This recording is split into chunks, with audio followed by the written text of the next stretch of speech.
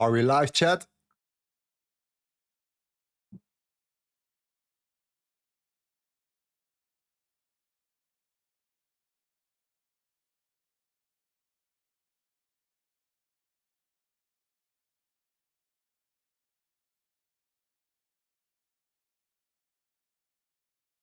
Nice. Okay. Damn.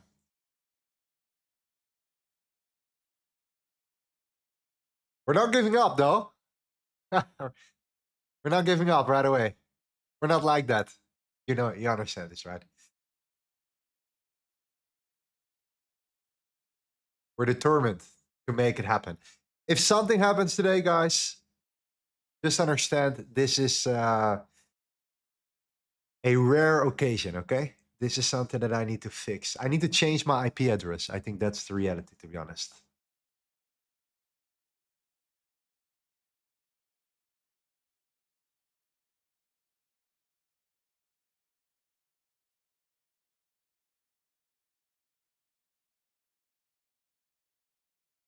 I need to change my IP address. Okay, let's set up the stream and let's continue the process here. Yeah, we closed our gold trade right on the at the right moment, the bottom, pretty much. So we'll continue to go over it right now, and then we'll talk about Jerome Powell speaking also in 1 hour as well.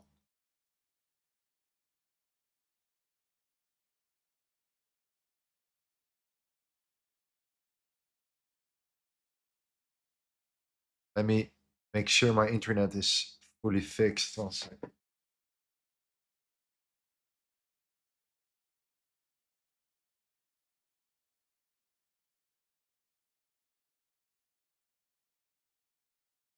Yeah, it should be good.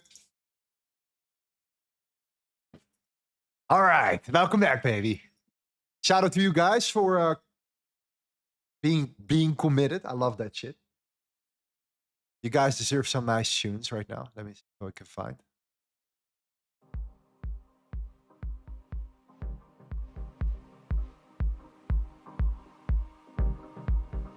Oh, yes.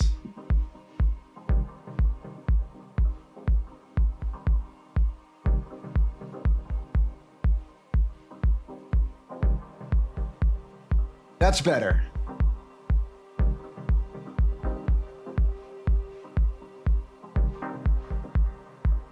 All right. Okay.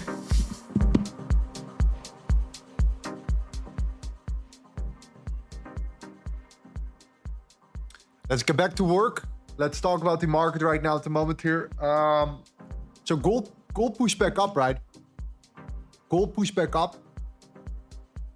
We shorted gold pretty much from, you could say, from here down to there, and we closed the trade. The fact that gold came down here and actually held support and did not take out the London lows is actually interesting. So something is happening here. The dollar clearly couldn't continue and broke down here. We're actually below the point of control. So this actually leads to me right now one thing only, and that is if gold breaks back above this high right here.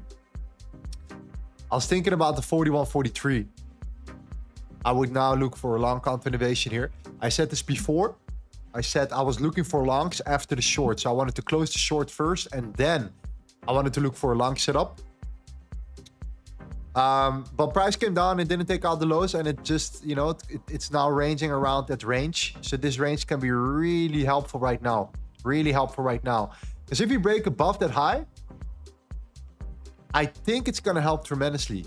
I really believe so. I think if we break back above this particular high and we pull back, that we can target, yeah, potentially the daily highs even right now. Because obviously gold is in the uptrend. Gold is still bullish. I just wanted to short gold as a counter trend trade pretty much. And now we have done that. The only thing that I'm looking for pretty much is long continuations right here, right? So I want to break above the 41.43, and then I want to look for a continuation towards the daily highs pretty much. That's the idea. And this would then be the CME play we pretty much talk about, you know, all the time. In this case, we shorted it. Now we want to see the break and then the continuation. Yeah. If gold breaks above these highs, that is a sign of strength for sure. That is a sign of strength. So I'm not trying to predict the outcome, right? I always talk about, I'm not trying to predict not trying to predict gold right now. It's gonna for sure break out. I'm gonna say if price breaks above this level, the 41.43, then I'm willing to look for long continuations towards the daily highs. Yeah.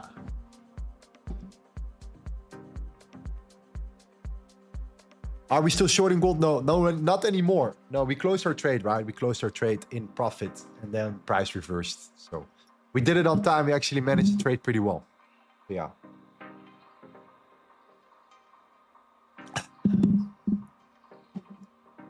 Lorenzo, what do you think of silver? Silver is similar, man. We talked about it already in the first stream. The stream we had before here. Silver. Look at that, right? Just... we marked out this level here. It held this level here, and it's the same thing as gold. If we break above this range, I want to see that continuation here on silver as well. But in this case, you know, gold is just looking the same. It's pretty much the same as silver anyways, right? So that is kind of the confirmation overall. Jerome says, came back for my speech, came back for you, my friend. Came back for you. Yeah, I don't know what it is in my internet, man. It's very strange, you know, because it's not my internet. If it was my internet, I could have noticed here. You know what the problem was? I couldn't stream, but I could like see your messages. I could see the chat. I could see everything else.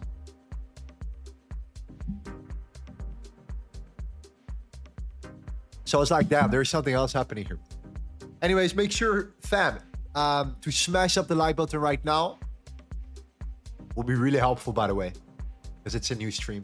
Oh, already 60 likes. Okay, that's legendary. That is legendary for sure.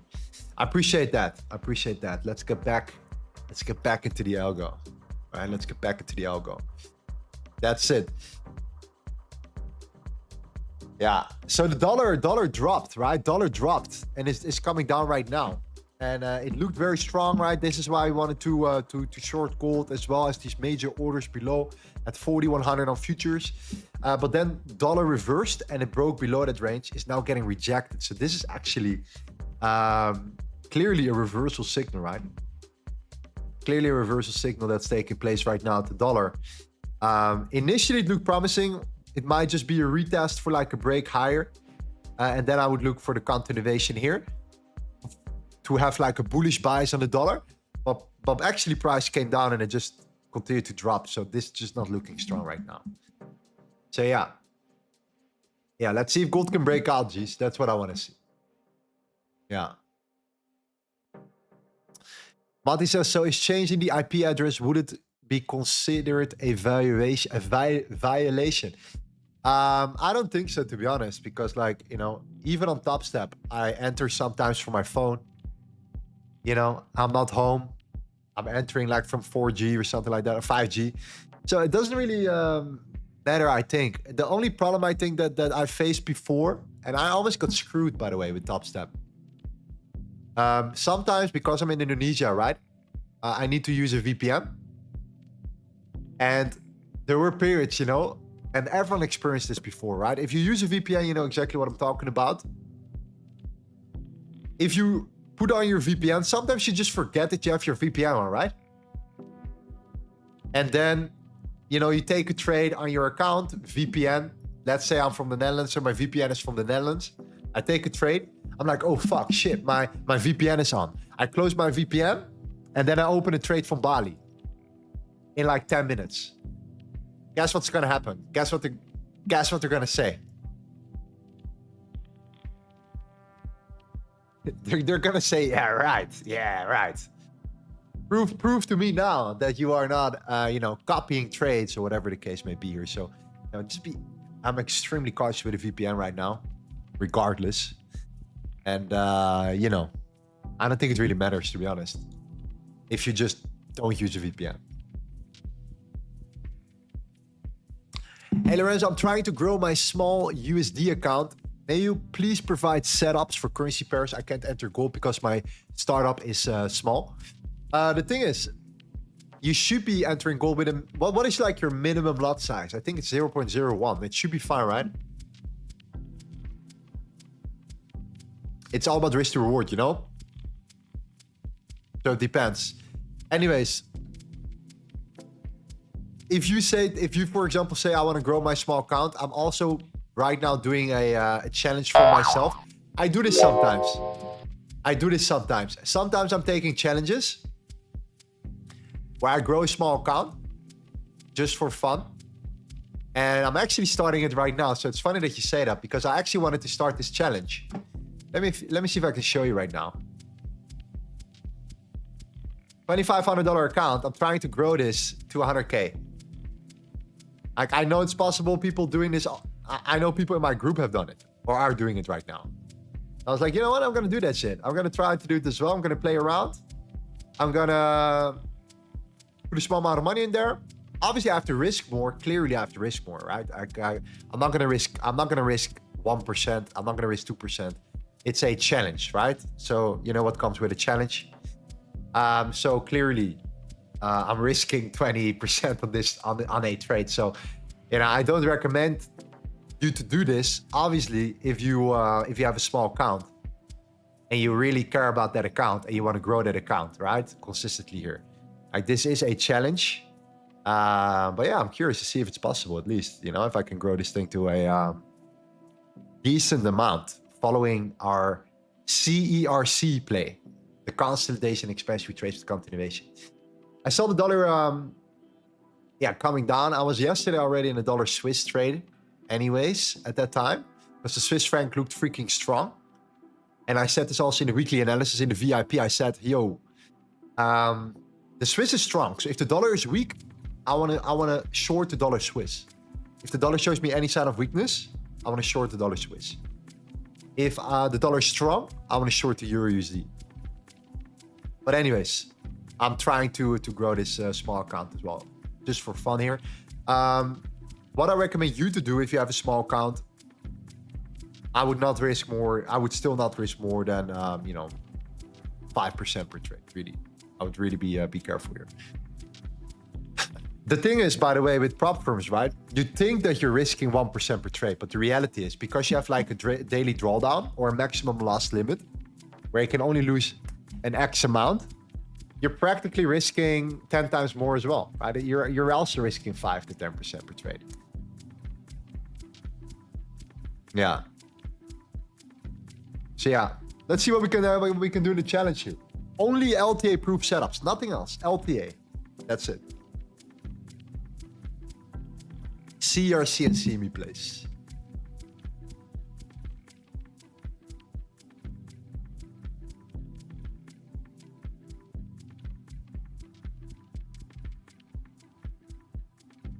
Can you speak more about previous daily levels?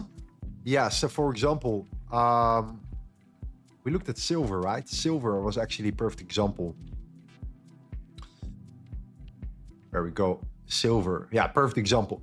So this is a typical example, right? Where yesterday was just one push upwards. And it was not really a clean range, you know what I mean? So if there's no clean range or anything that I like, then I only use two different types of levels here. And that is the swing levels from the high to the low, or the previous daily levels from 6 p.m. to 6 p.m. EST. Okay, and that is what we call the previous daily level.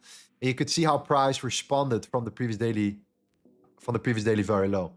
Would I be really comfortable with longing here? I mean, not really. I was comfortable during London session. That's why I took a long on gold during London session. But then price came down again, and then I'm like, you know, I don't really trust that. So what I want to see now is the internal structure. And because this is such a clean range, if we bounce from the previous daily very low, we break out, we pull back, and then we target the daily highs. That is my plan for silver, similar to gold pretty much, right? Similar to gold.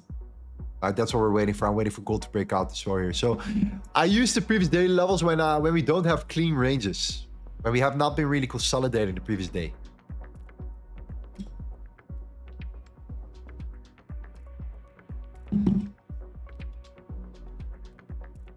Yeah.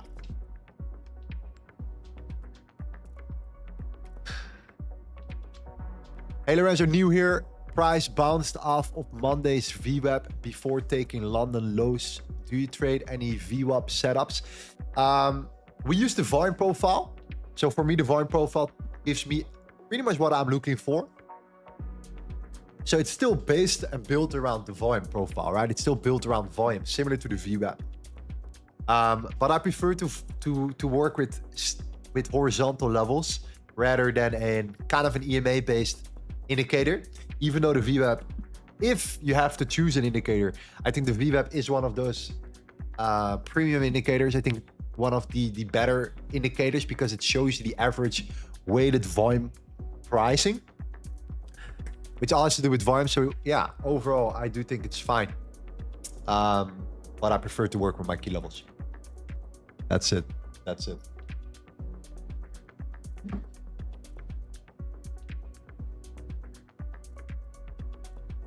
I'm new here and new to trading. What is this indicator which shows the level?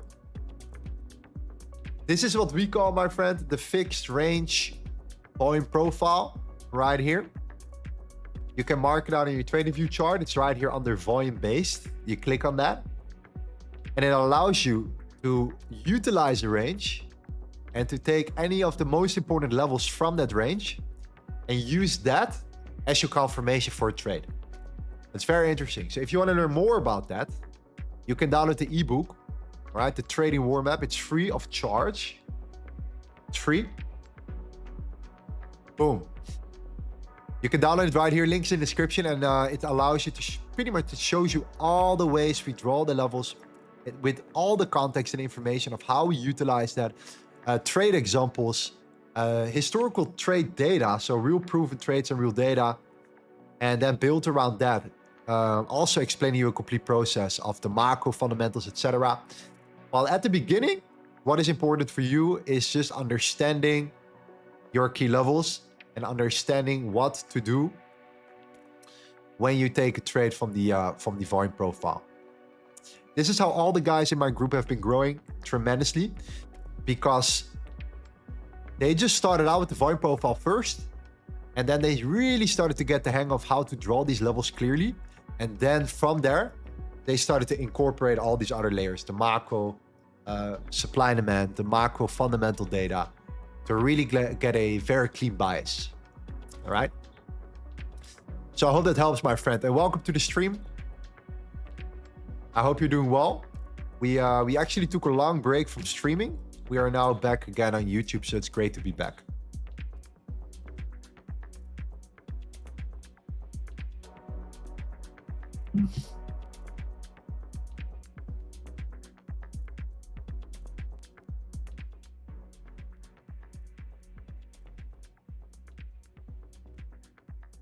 Yeah, and this is why ranges are one of the most important layers for my strategy. And it's interesting because most traders actually hate consolidation. Most traders actually hate the ranging markets, right? Because they prefer a market to go up or to go down. I freaking love these ranges. These ranges for me are everything, okay? Every freaking time when we create a range and we immediately break out of a range or at some point break out of a range, that is the perfect time for me to start looking at the range, marking out the fixed range volume profile. So one more time, you go here to the left side, you click on the fixed range volume profile, you draw it over any particular trading range. So let's take gold, for example, and let's pull back. And you can see that we were consolidating here, right? We're consolidating right here. So this is an area of consolidation. At some point, we break out of that range, right? We break out of that range. Price pulls back. If we then use the fixed range volume profile from the left to the right, you can see how price pulls back. Now you have three key levels. The value area high, which is that area that highlights here. Let me zoom in. Is this highlighted area. The value area low, highlighted area, and then the red line. That red line is the point of control. That is the area where the most volume has been traded in that range. And most volume can equal most institutional interest. as well. So what happens? Our price breaks out. We now have that range. We mark out our key levels and look what happens here. Our price steps perfectly into the fixed range, into the POC, the point of control. And that is the low, right? That is the low. And it happened during the New York session open or the New York Stock Exchange open. And then price started to go up right there. But that is a prime example of how we execute trades and how we then, try to just consistently execute and build the strategy around it, okay? Now, of course, the volume profile itself is not per definition always accurate when it comes down to bias. Right? So it's not to predict the bias, okay? It is just to execute a trade. So your goal is to have a bias beforehand. So if you say I'm bullish bias for today, like we talk about in our book, we have all kinds of reasons why we're bullish or bearish biased. There are a lot of things to focus on. If you say I'm bullish bias for today, I'm only going to look for long setups, then that is our execution model.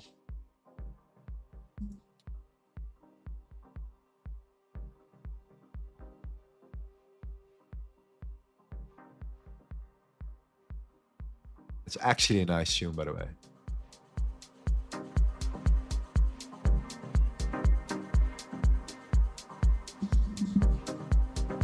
All right, we're back.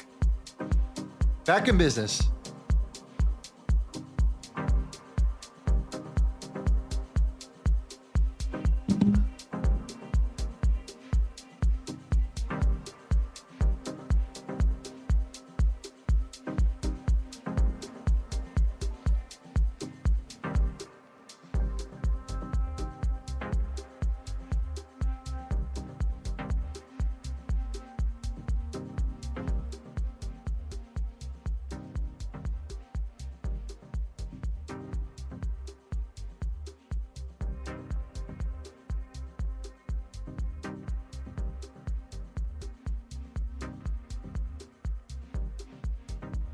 Would you say that the breakout ranges induces your execution or more focus on targeting liquidity or both?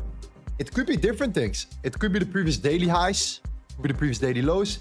It could be the London highs, London lows. It could be a session high or session low. It could also be an area of supply or demand on the higher time frame.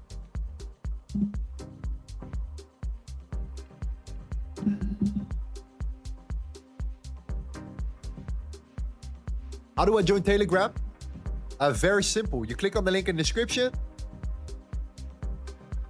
You follow the exact steps of the Telegram bot. You tune in. You need a Vantage account for that. If you already have a Vantage account, you can click on the link in the description as well here. Already have a Vantage account. And then you should be able to get into our group very easily within like 5 minutes. And then, we're constantly giving you updates right there on a day-to-day basis here. This is the main channel. All right. Good morning, guys. Hope you guys are all doing. Keep you guys in the loop. And then all these guys here are pretty much constantly executing and taking trades. That is the thought process right here. So it's everyone looking at the exact same strategy, same setups, and executing from there. So that is the way we can really elevate you and speed up your process of trading. And this is what happens in the Telegram group. So it's so easy. You download the book, you join the live streams, you get into our Telegram, and you start executing trades and gain that experience. Because you need that experience in order for yourself to just go from there, right? Build a good foundation.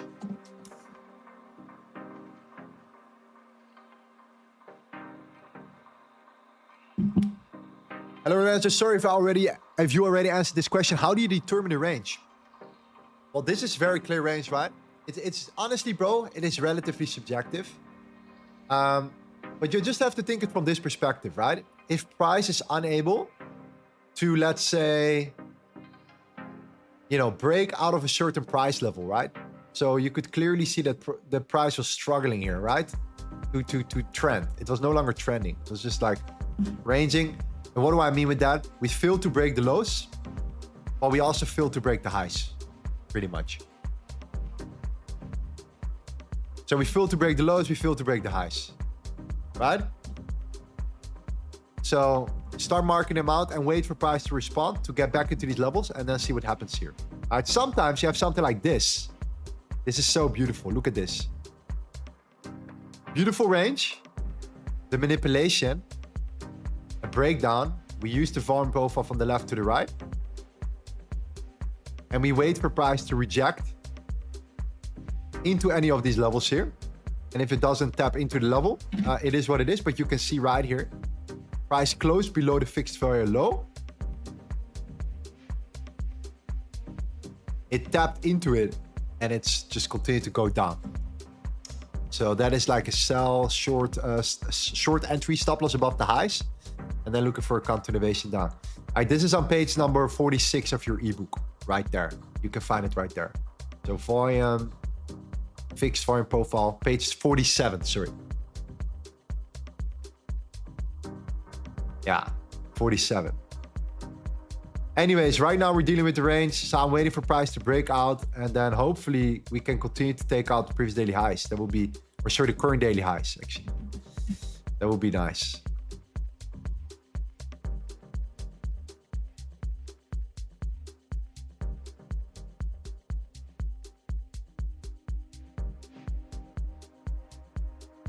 Sally says Powell is speaking soon. I think he's speaking when? When is he speaking exactly? In still 1 hour, bro. 1 hour.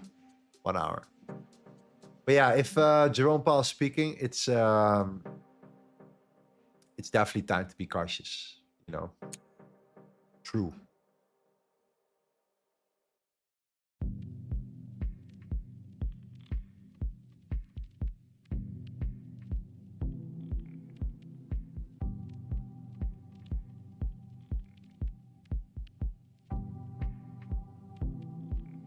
Random says got in longs from that low up $1,000 going. Where would you put your stop loss in that case? 4105 spot.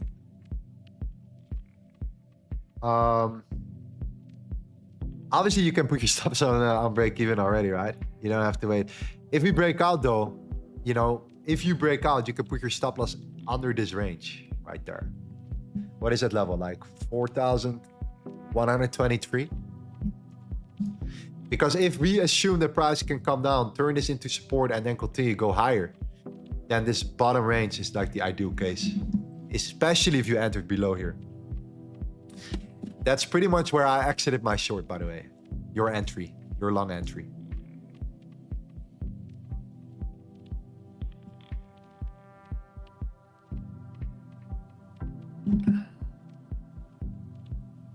Your PDF book is really helpful in my journey. How long did it take you to compile it?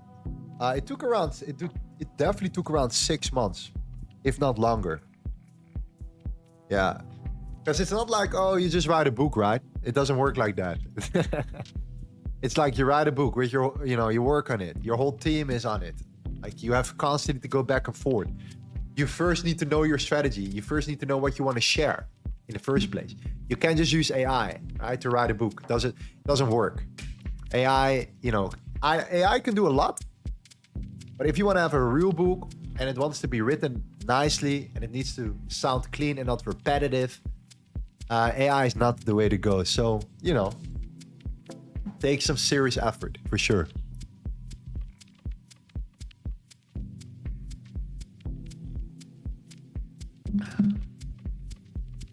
Hello, Lorenzo. If I have a question. If I post your content in my account, did you copyright me? No. I will not copyright you here. I will not copyright you. Yeah. We're actually trying to look into that clipping thing right now, by the way.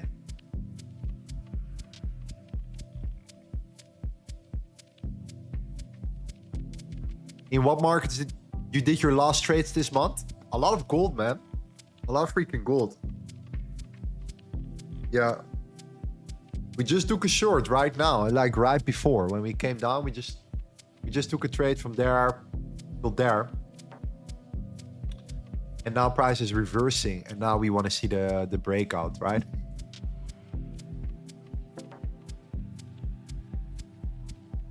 Let's see.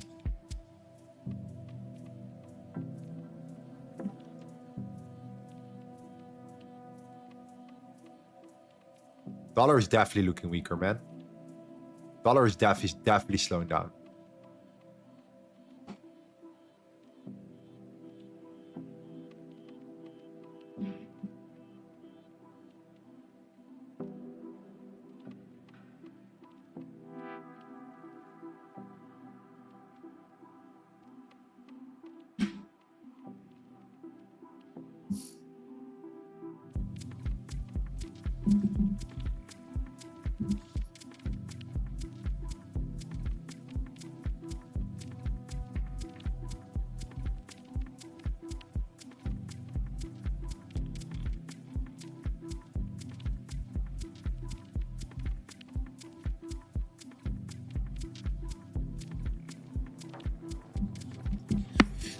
What's up with the Bali internet? Yeah, I know, man. I don't know it's Bali, man. It's not, it's, you know, I've been streaming for what? I've been streaming for freaking years. So it's not the internet, you know what I mean? Like, so, internet is working fine. It's just like, you know, we're getting attacked. We're getting attacked, geez. Something is happening. Something is happening. Someone probably lost money on his trade. He's like, ah, fuck that guy. I'm gonna DDoS the fuck out of this dude.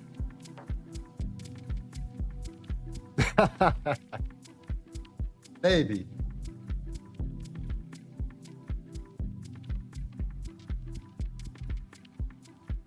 No, Bali, it's to be honest, has good internet though. Like I say it's Bali, but it's actually it's pretty good internet, man. Pretty good.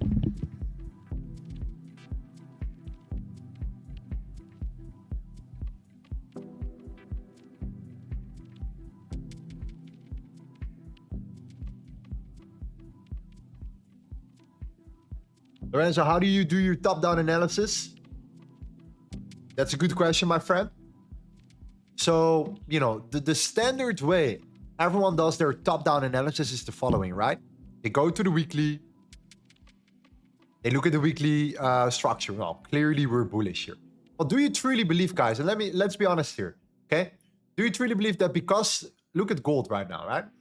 Do you truly believe that, like, okay, you know, 1, 2, 3, 4, 5, 6, 7, 8, 9, 10 bullish candles?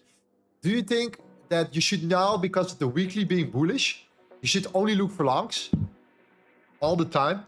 All the time? Obviously, longs are more favorable, true, right? But it doesn't necessarily give you that top-down, like, oh, I'm bullish buys for today type of mentality, right? So that's why, you know, being bullish buys or top-down or going to the weekly, then going to the daily, right, is not, for me, enough to really always understand the directional buys of the day. I like weekly, daily, 4 hour, 1 hour, whatever the case may be, right? So for me personally, what I like to do, and this is in my opinion, super underrated, is to understand what another asset is doing. Okay? Another asset is doing against gold, or, you know, when talking about Forex, the Euro USD, what is the dollar index doing? What is the dollar doing? Because if the dollar is weaker, there are many times that it's going to be super favorable for gold. A weaker dollar is in most cases just favorable for gold.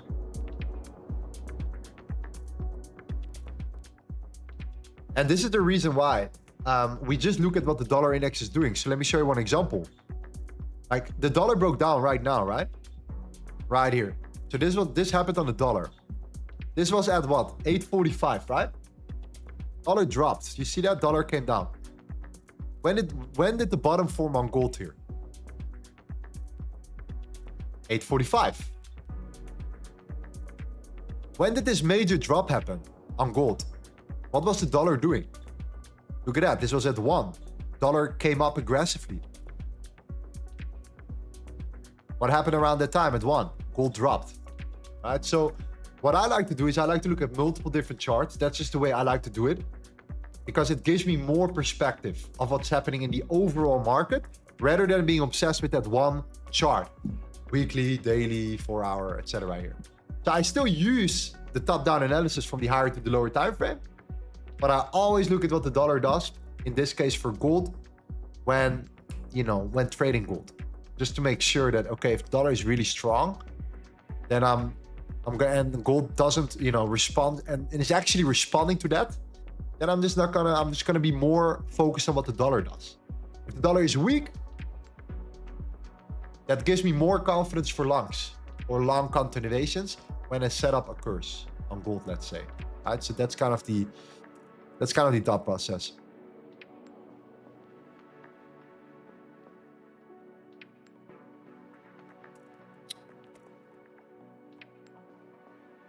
So where's my...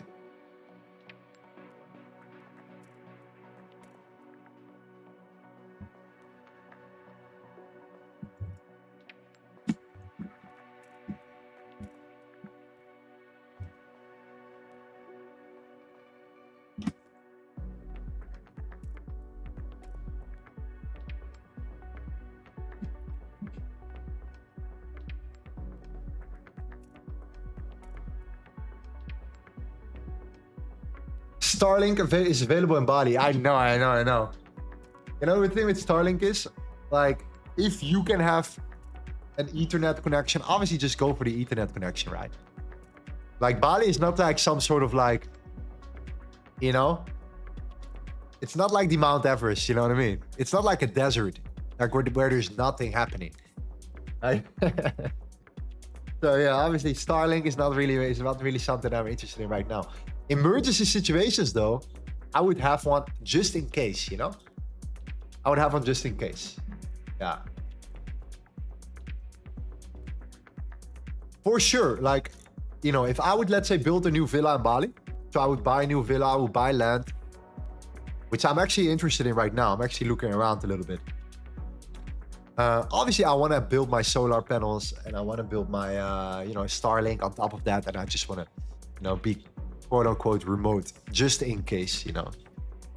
But for the rest, everything is under control here. Yeah, internet's pretty good overall.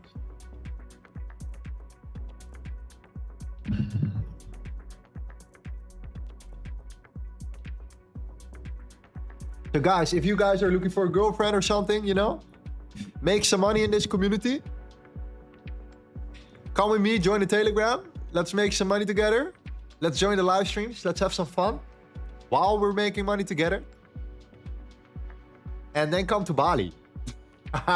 Come to Bali and find your ideal wife. Hey, what about that? Sounds good to me, right? Hey, listen, let me tell you another secret. I'm telling you, bro. Finance right now is a hot thing. It's a hot thing. It's a hot commodity right now. Yeah, man. Hey, yeah, I work in finance. Don't tell her that you're trading prop firms, okay? Don't do that. Yeah, no, I'm working in finance. You know, some private equity on the side, and yeah, I'm 6'4", so okay.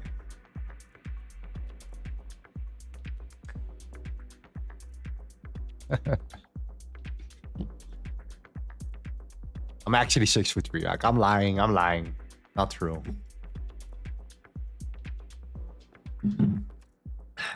Finance. You know, I'm giving you game today, honestly. Like, you make some money here in the community.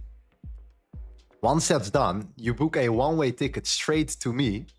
We're gonna have some fun, right? We're gonna play around. We're gonna have, you know, we're gonna go. I will teach you some tricks. You come here and you start, you know, you know, within like, I give you 2 weeks. 2 weeks and you have a new girlfriend, my friend. 2 weeks. Go to the gym now already. Like, make sure you're getting a bit fit already beforehand. Now, at least come with some, like, you know, make sure you're fit, because the competition is it's kind of fierce here. You need to step up your game here.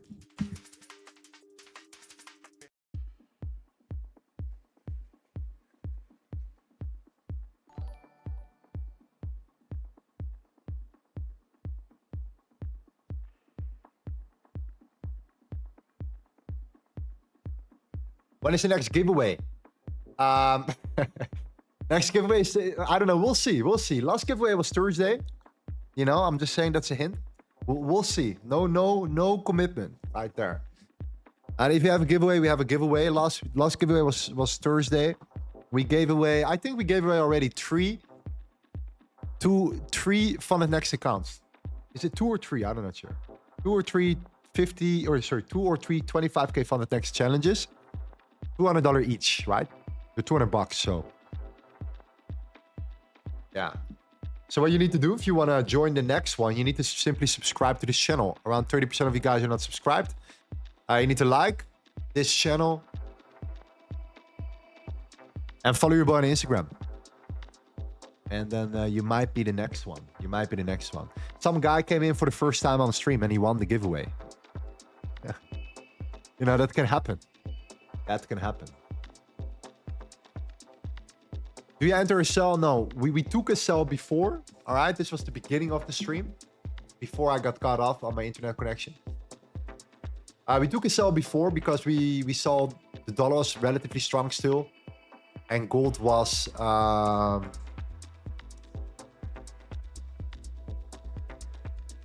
gold was slowing down, you know? Gold was slowing down. So range, breakout, and then price came back down. We closed our trade lower. We closed our trade, roughly speaking. Yeah, roughly around there. And then price returned and came up pretty much. So now I'm waiting. I'm only looking for buys, no longer looking for sells here.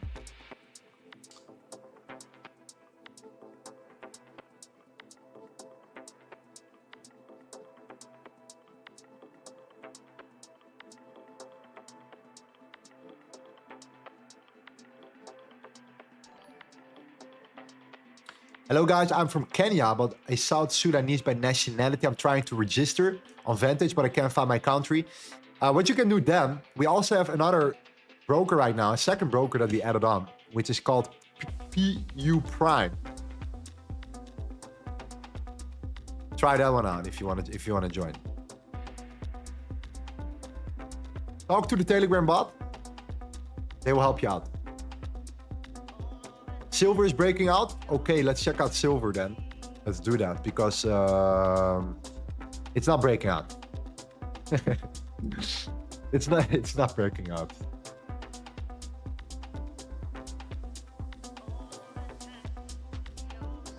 It's below the point of control.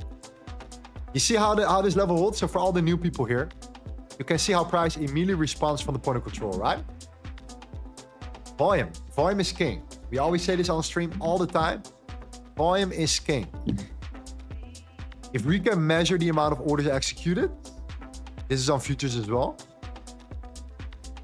There is a reason why at this price level, the most trades were executed. 9 out of 10 times you're going to react from that level. You're going to simply react from it. Doesn't necessarily always mean you're going to hold that level. Right, this is where the bias comes into play, right? But you're going to react from it.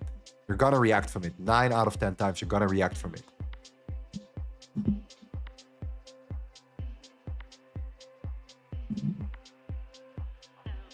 If I'm in the VIP, do I get access to Telegram? Yes. Exactly. You get access to Telegram automatically because you are in the VIP already. Lorenzo, aren't you worried about Powell about to speak for your buy? Well, so let's put it this way, right? If price breaks out, let's say, right, and it gives me a trade before Powell speaks, I think we have 1 hour left, right? So if we have 1 hour left, I could hopefully, if I'm in a long, let's say, price continues to go higher, secure myself before he starts speaking. But if you don't get in the trade in like the next 30 minutes, yeah, then it gets really tricky because you have only 20 minutes left, 50 minutes left for him to speak. Yeah, you know what can happen, right? Or during that, that's not a lot of time. So we need to break out now.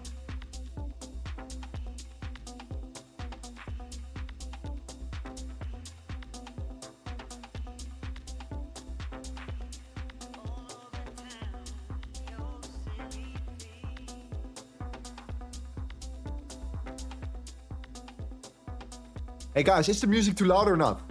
It's really hard for me to know if it's too loud or not. So let me know, please. Let me know.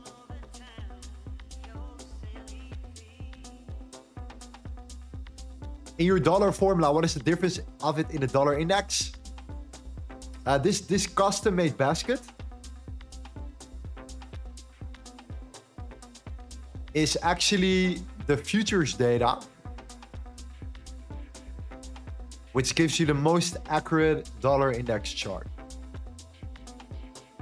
Yes, the most accurate dollar index chart. And it's very easy to use. It's the same as the dollar, but on this dollar index chart, you cannot draw the volume profile. It doesn't work. You see that? Oh, sorry. That's the wrong one. The TVC one, the one that's like, that everyone uses. Right here. You can't use it. So I prefer to use futures data because it's the most accurate data possible. And that's why we created a custom formula. TradingView actually allows you to create custom formulas, which is crazy. This is the ultimate trick, the ultimate hack. So yeah.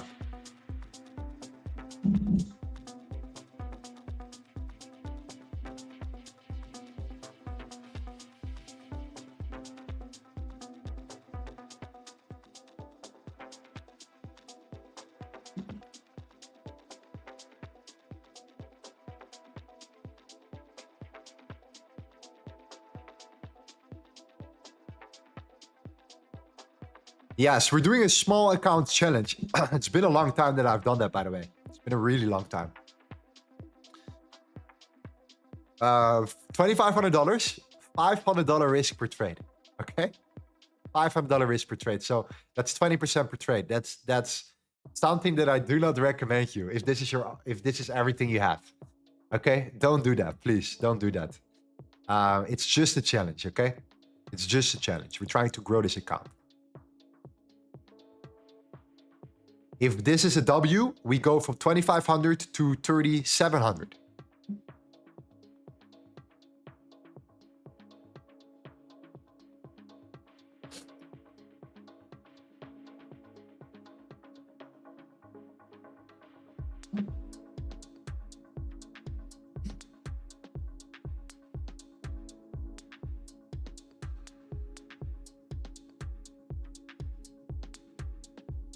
Lorenzo, what are the requirements to join the VIP?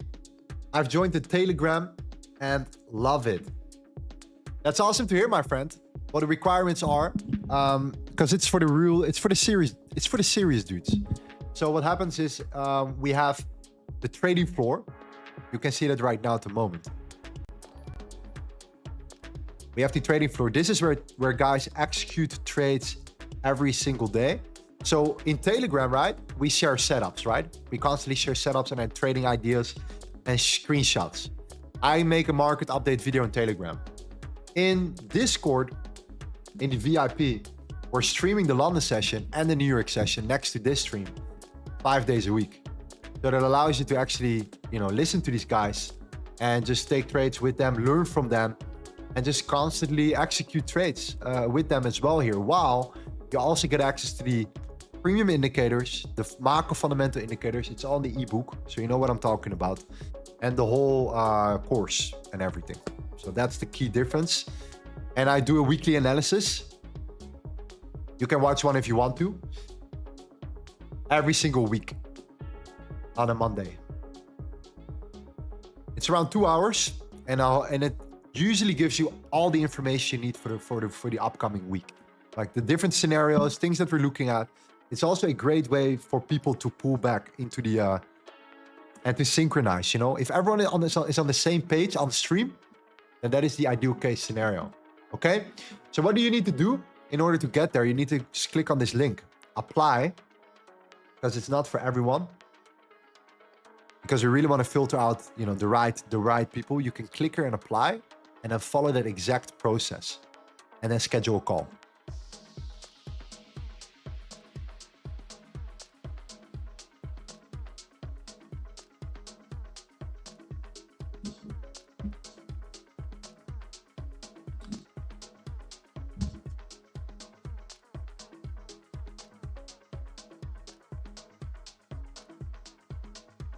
Have you already traded your Fund Challenge account?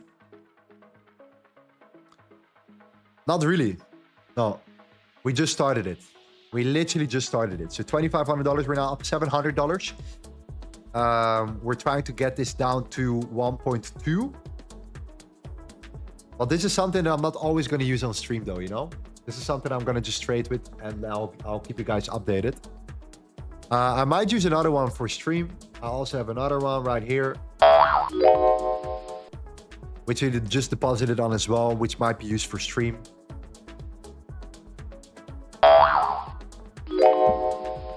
And then besides that, just the futures payouts, right? We're working towards payouts.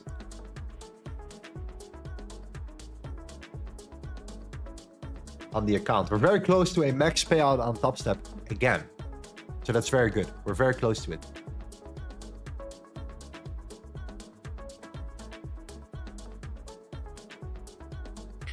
Larry says, why are you looking for trades this late? It depends what happens here, because if you break out with some volume and it's not too late, it's fine for me. Otherwise, if price breaks out and Jerome Powell still starts rambling, obviously it's a different story, right? You have to be a bit more cautious. We took our trade for today during the New York session already. So we're just gonna see if there's another one. And if not, that is what it is right there.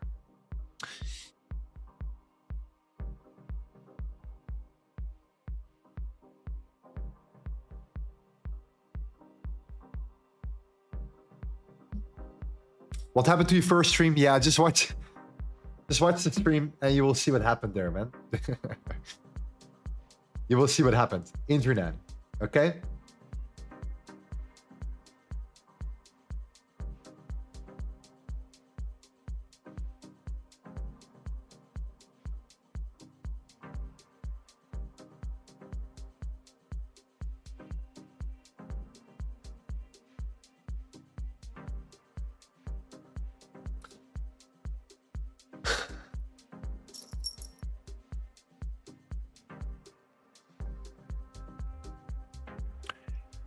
Yeah, to be honest, I actually thought like that there was no chance that gold would push up after not taking out the London lows. I expected it taking out the London lows, and you know, a lot of you guys were saying, you know, how do you know that? Well, we were looking at some data, right? And you could see these major orders there, and I was like, you know, there's a big chance price would pull back. But then it started to hold here, and new orders came in, and the dollar started to drop. And then I was like, no way, no way. I need to close my trade. There's nothing I can do. I have to close my trade in profit instead of waiting for price to hit my TP. But yeah, this is where nuances come in, right? This is where just simply the nuances come into play.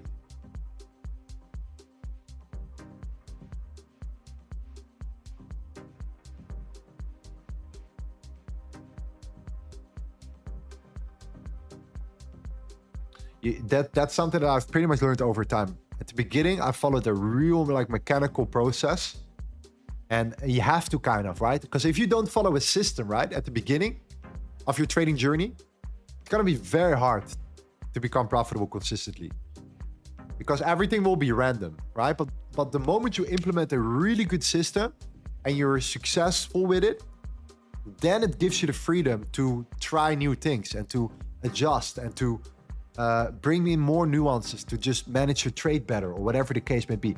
That is something I cannot teach you, for example, right? That is something I cannot teach you. That's something that comes in over time.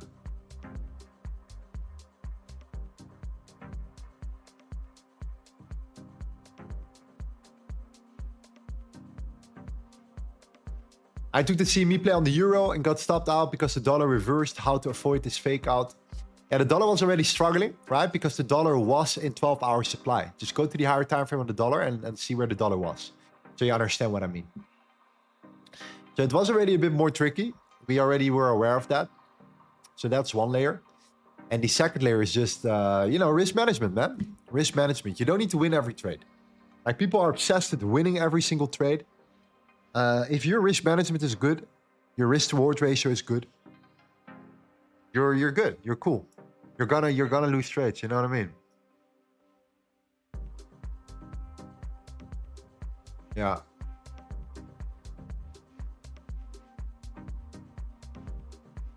If there are followers who follow your risky challenge, where can they follow you? Yeah, I'm gonna announce this in our group. I might share a live Xbook link.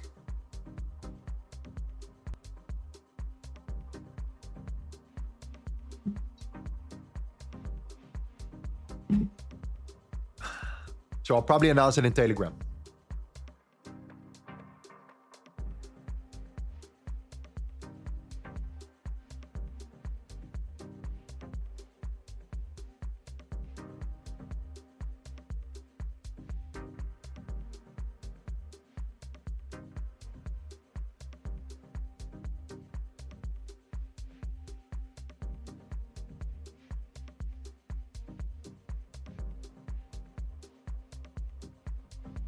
What about the VIM, guys? What if you guys just help me out with the VIM a bit? That would be nice.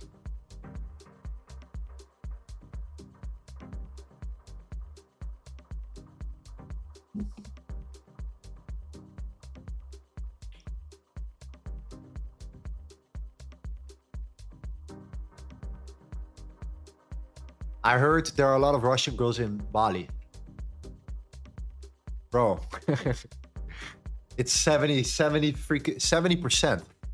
It's 70%. At least. Like, I'm not joking. It's 70%. First of all, there are more women than men in Bali, that's for sure. I can guarantee you that. There are more girls than men in Bali. And then 70% of these girls are probably Russian or Ukrainian. We call Chengdu, where I live around here, we call it New Moscow. And that's not a joke. It's literally called New Moscow or Little Moscow or something like that. I don't know. Something in that manner. It's really the case. 70% at least. So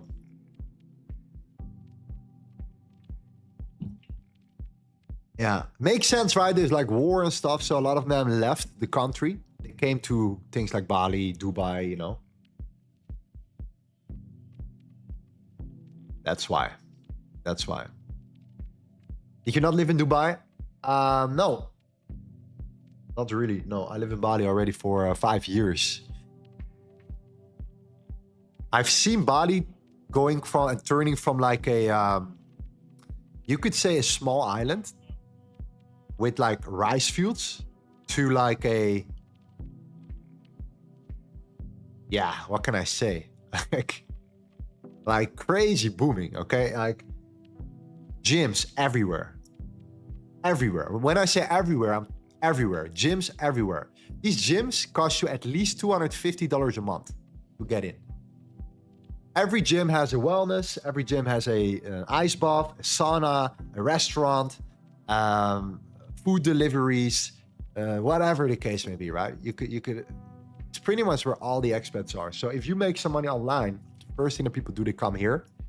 So it's no longer that backpacking island that people thought it was, or that people still think it is, actually. It's no longer that backpacking island. It's truly turning into a certain hub or something like that. People realize I can better spend my money here than in my own country because I have like the ultimate lifestyle here. I get the weather. I get healthy food. Insane gyms.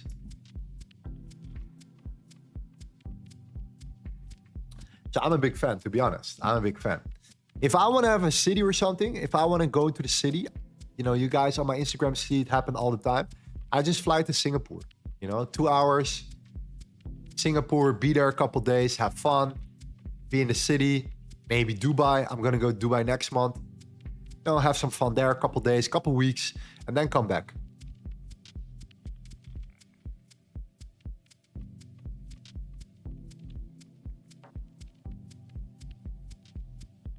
TD says, I'm surprised you still like Bali. I left in 2022 after 4 years, and it was the beginning of the end, in my opinion. Overrun, massive traffic, and nature getting destroyed. You know what the thing is, bro? Canggu is not Bali, right? Canggu is not Bali. Because it's mainly Canggu, honestly. Like, you know, there are a couple of other places, but, you know, Bali is Bali, man. Bali has a lot of different things you can go to where there are literally no people at all. So it just, you know, depends what kind of context you're talking about here.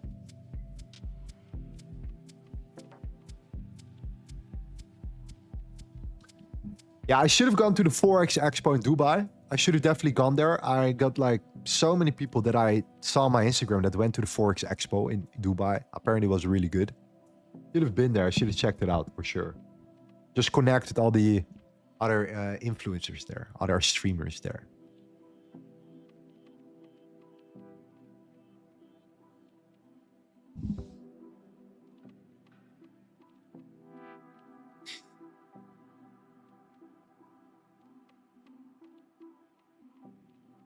To be honest, I wonder what they talk about at these Forex Expos though, right? Like, what do you think they talk about? It's like, I mean, it's pretty boring, right? The only thing that makes sense is just the networking itself, I guess. That's how people do it, or where people are coming from. But like innovation, I mean,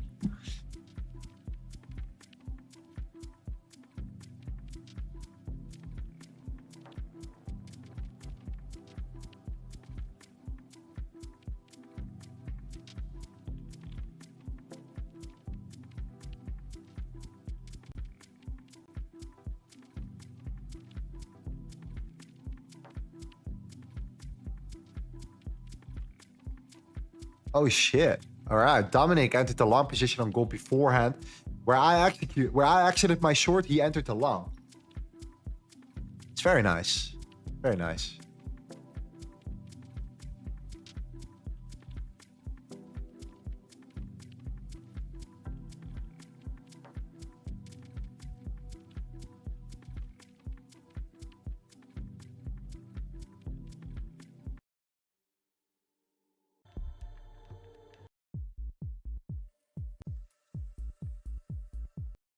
Nah, this one. Nope.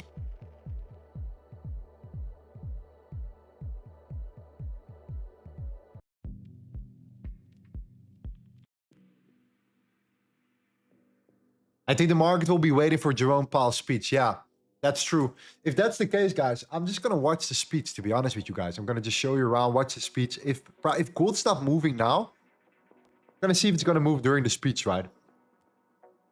Because I might give it a shot here. You know, I love to see my uncle. I love to listen to my uncle.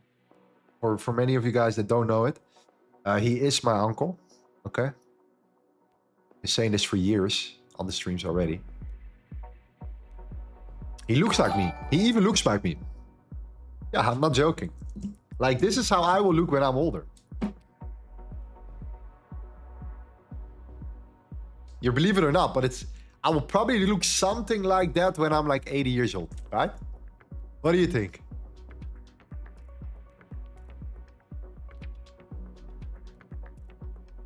It could definitely be the case.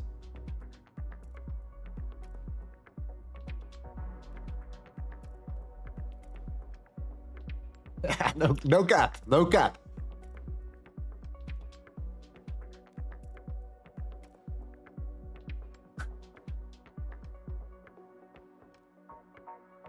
Your teeth looks better? Yeah, obviously, because I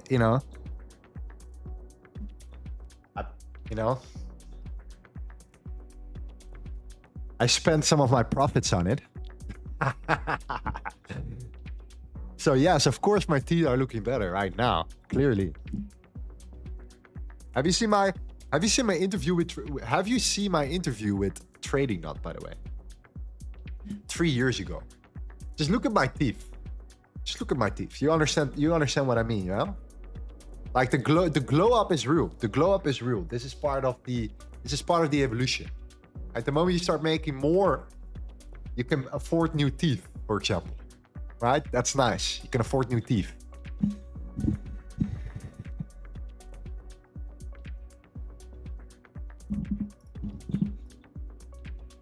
Definitely needed that, to be honest with you. Definitely needed that.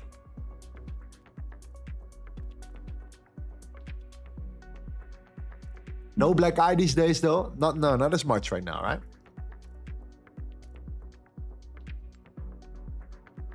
How do you see the book map on gold? You know, I said it beforehand. What I didn't like, for example, before, when price was like ranging here and it got rejected from this level right there.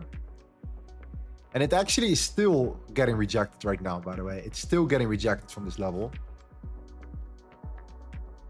Is that you have these two big orders here, right? These two major orders sitting on futures on 4105 and 4100. That is right below the London lows. That is right below the London lows. And I was like, okay, so I'm going to take a short. I'm going to short it from here because this is a rejection. This is an LTA setup. We break down. So I'm going to enter a short position. I'm going to target the London lows. And then price was here. And then it's holding up. I'm like, damn, it's holding. It's not taking out the London lows here. Dollar started to drop. I was like, I need to close my trade. So I closed my trade. Now price is pulling back. But these orders are still there. 4105, 259. 4100, 258 lots, right? Contracts, whatever. Lots, sorry. 258 contracts, okay? 259 contracts. Right at that level, right at the London low. You know, that's tricky. That's tricky. If you don't take it out and it's still there, that's tricky. That's for sure. If price would break out, I would still look for buys. I would reduce my risk for sure. I would reduce my risk. And if you want to short now, you want to target the London lows now, okay? Then you are a real G. Then you're a real G. Because then you target that liquidity, okay? You target that liquidity. That is real liquidity, by the way. This is real liquidity, right? You see all these people saying that this is a wick. So for example, people are talking about wicks, right? I'm going to target that liquidity. Bro, what the fuck are you talking about? I'm going to target this liquidity. Bro, what? Like, no orders there, my friend. No orders there. There's nothing there. Okay. Right there. So how do you know if you just have to, you know, how to know if you target liquidity and you don't have any additional tools? How do you truly know if you're actually targeting liquidity, right? That's the whole question to ask. Now, do you really need this? For me also, it's optional, right? It's optional. I have a good risk reward system. I have a good LTA execution strategy. It's just an additional layer. It's optional. But when people are starting to talk about, yo, these lows, you know, I'm targeting that liquidity, or you know, I'm going to induce these lows and whatever. Yeah, come on, man. This is where that tool comes into play, for example, right? Because you can actually see the limit orders being placed, pretty much. And these are limit orders because it has to be a limit order because sell stops are market, buy stops are market. That leaves us with sell limit and buy limits. That's pretty much it here. So all the bubbles that you see, these are the aggressive orders, right? These are market executed orders. So when a stop loss gets hit, for example, you can see a lot of aggressive market participants coming down. And it could be that if there are a lot of stop losses getting triggered, right? So if you really want to learn about order flow, let's say a lot of stop losses are getting triggered at a low, then it could be that a lot of sell stops get activated or buy stops get activated. And that causes that aggressive push down, that stop loss hunt that people are talking about here. This is nothing more than usually buy stops and sell stops that are getting activated. Because if you have a buy market order and you are in a long position, in order to get out of that long position, you need to actually execute a sell market order, right, to get out of that trade, or a sell stop to get out of that trade. So your stop loss is in essence a sell stop, right? So this is what this tool does. It pretty much shows you the limit orders that are actually placed in the marketplace. Now, that doesn't necessarily mean, right, and this is also important,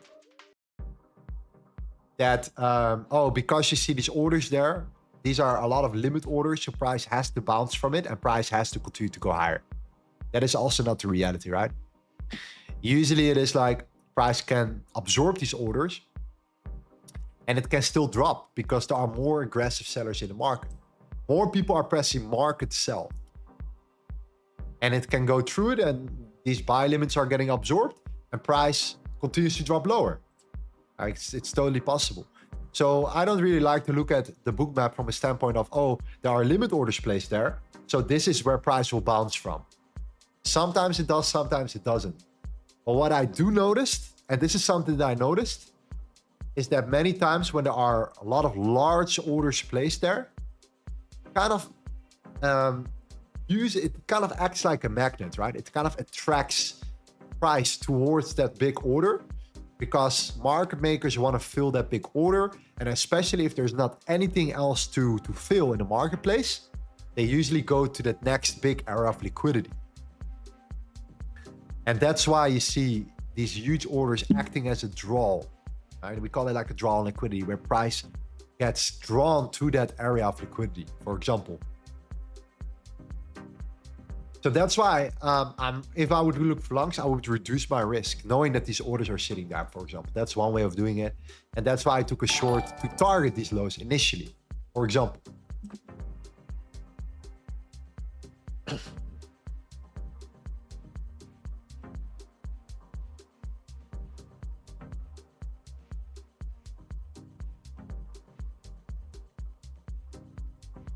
Is this only for futures? No, you can use it for futures and then go to the gold chart and use that, right? So you can just compare. You can compare it if you want to. Yeah. Lorenzo, where can I get that formula you're using in the chat? In our Telegram group.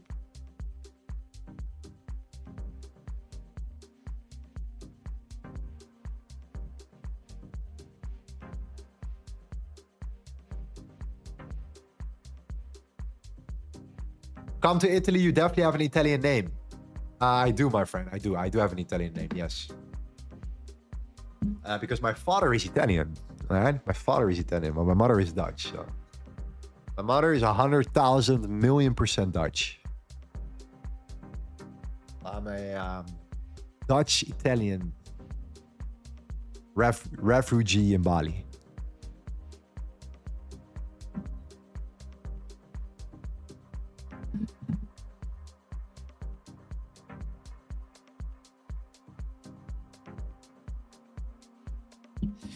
Jerome Powell says, I'm not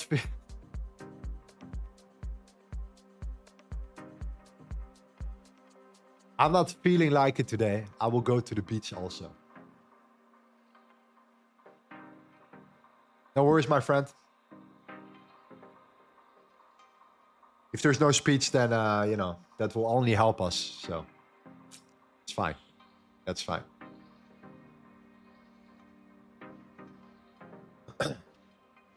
Gold is holding up really well. That's all I can say, man. Gold is holding up really well. It really tries to break. I'm not confident in selling now anymore. That was the push that I wanted to see. Taking out the London lows here. Now that we are kind of creeping up, we're holding that level here. We're above pretty much most of our important levels, except for these ones. So yeah, if you do break out, then I would not be surprised if gold breaks out, closes above it, pulls back, and then turns this into support. And then hopefully continue to go higher towards the highs. But that's something that I would love to see. And yeah, anyways, the Asian sessions have been absolutely crazy. I'm not sure if you guys have noticed this on gold, but the Asian sessions have been on fire. If you are an OG gold trader and you only trade gold, just go to the Asian session, bro. Like, for real. Just buy in the Asian session. That's it. Every day you buy in the Asian session when the market opens up, right? That would have made you a killing right there.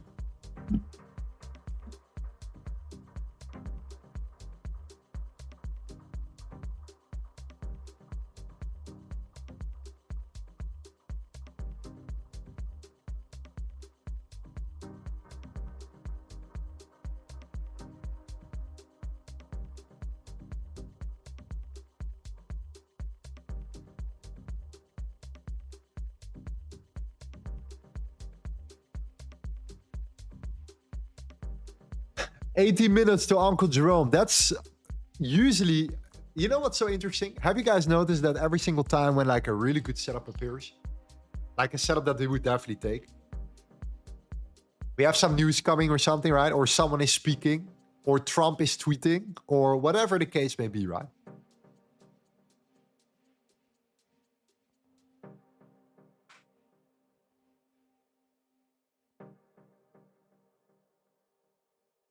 Yeah. So that's why I just want to be a little bit more cautious around Uncle Jerome. That's for sure. I hope you understand why clearly. Yeah, I'm going to listen to it. I'm going to see what he has to say because it is important. Unless it's some sort of speech again, like before, then it's definitely not interesting for us. But I assume that he's going to speak now. He's actually going to speak today, right? Because last time it wasn't that. Last time he was speaking, but then he spoke for 1 minute, and then someone else took over, and that was just like garbage, pretty much right there. So anyways, at the Fed at the end of that will be. Is this now?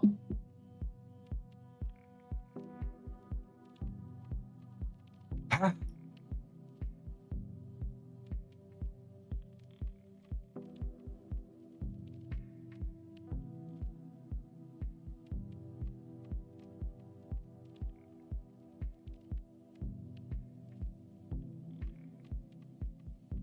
Wasn't this supposed to be in like 16 minutes? This can be real, right? This has to be fake.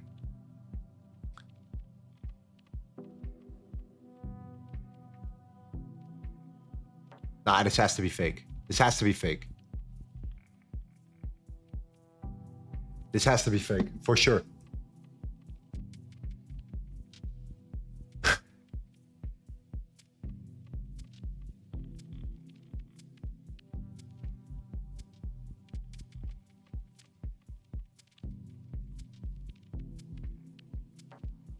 Okay, there we go. Found it.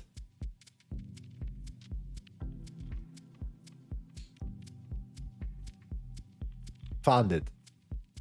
What is your goal with that challenge account? My goal is to turn this.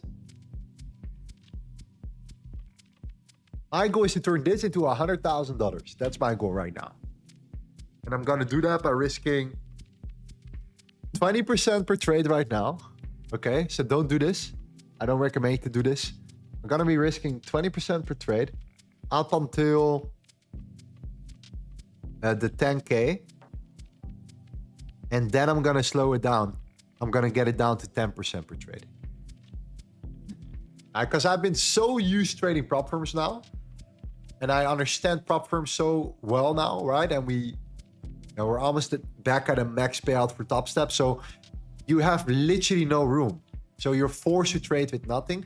So whenever you trade with like a small percentage, you're in essence trading with a lot more than you might think you do, right? Because if you can't lose more and you still risk 1%, the 1% is actually 10%. That's pretty much the same thing as trading prop firms, pretty much. We're getting closer though. So our first trade is a hit so far. It seems to be doing well. And yeah, no, I give this sometimes a little bit more time to run as well. And I can hold trades overnight, right? All these things come with CFDs, which are extremely relevant. So that's why. So let's see if we can, if we hit our TP here, then we will be at 3,700 in the first trade, right? Risking 500. So that's really good, man. That gives me a lot of room for my next trades pretty much already.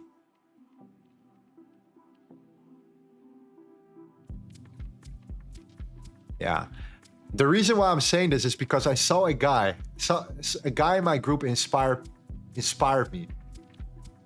Because this guy took, I'm not sure if I can find it. If I can find it, it will be insane.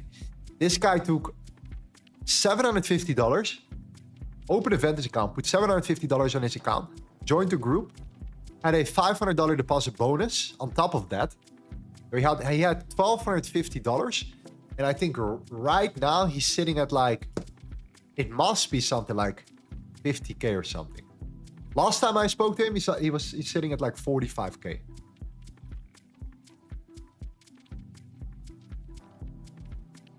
So yeah, that's definitely possible. It is possible. I've seen it multiple people do. You need a clear system for it. You need to do really good management, risk management for it. And you need to be aggressive, right? That's it. That's the reality. Like, that's why it's a challenge.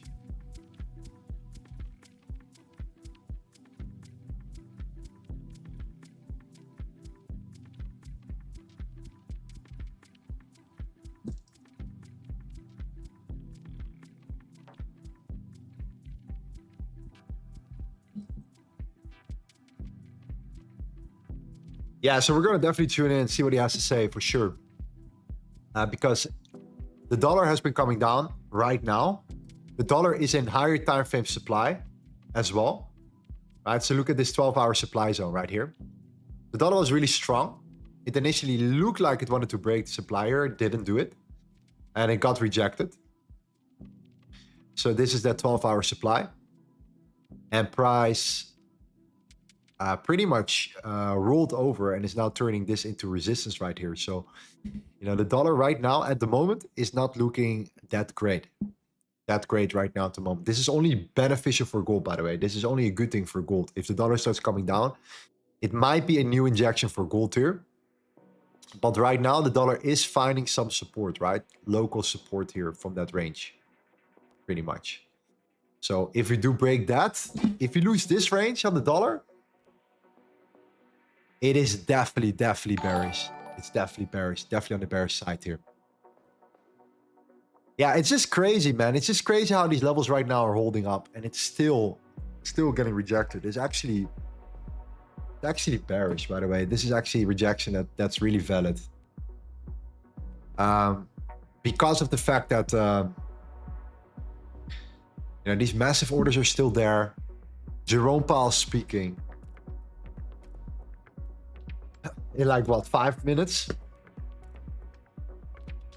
So the point of control is still holding right now. Are you solely doing it, only doing it with the dollar Swiss? No, I'm not doing it only with the dollar Swiss. Because I can trade anything, right? We pretty much in LTA trade a lot of different assets right here. So why only limiting ourselves to one asset? The patterns, the structure is the same. The system is the same.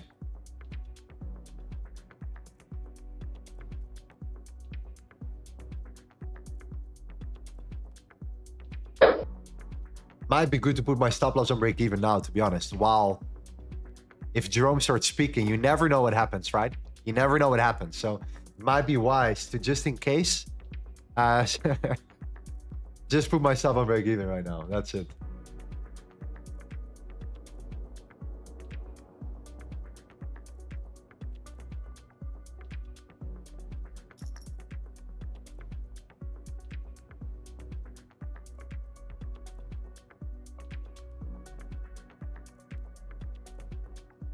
Yeah, so let me know what you guys are seeing in gold. I'm always curious to new insights. Obviously, you know, we have our own strategy, our own system.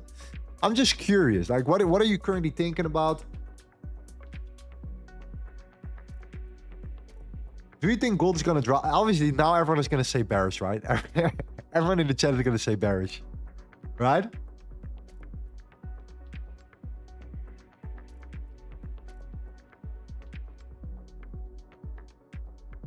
Abdul says gold seems bearish. Big Wick says I'm still bullish on gold. Maybe I'm wrong, but I'm selling. Might be manipulation before the pump. Gold has limit upwards. Yeah. Still overall bullish.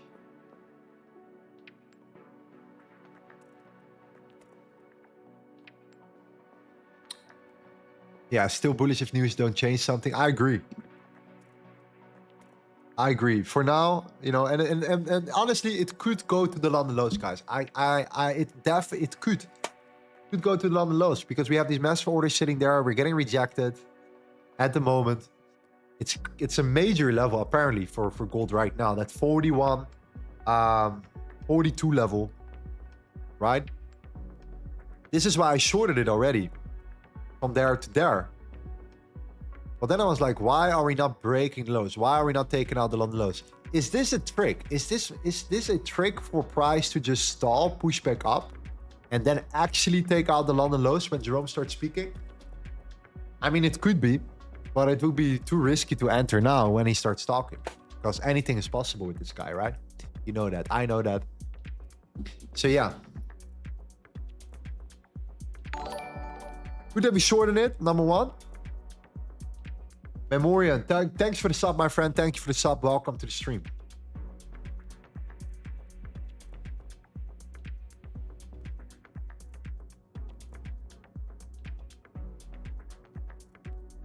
If you're new, Memoriam, my friend, if you're new right now, I just saw you smashing that subscribe button. And make sure you download the ebook. Okay, it's in the description. It's free of charge. So read through it once. I recommend you, if you want to trade with us live on stream, because we have been doing this for years, you want to download this book for free first. It's free, no obligations, nothing. You download this book, you read through it.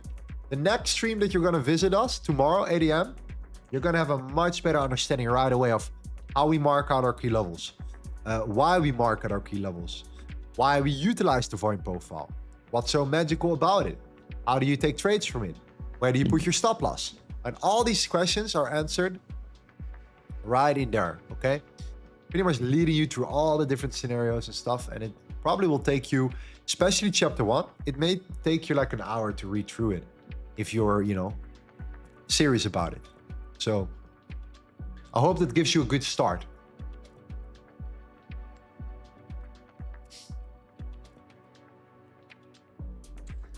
Put on a demo trade for the lows. That's actually funny that you say that, but I don't have a demo account. I don't have a demo account. You know what I mean? Don't have a demo account.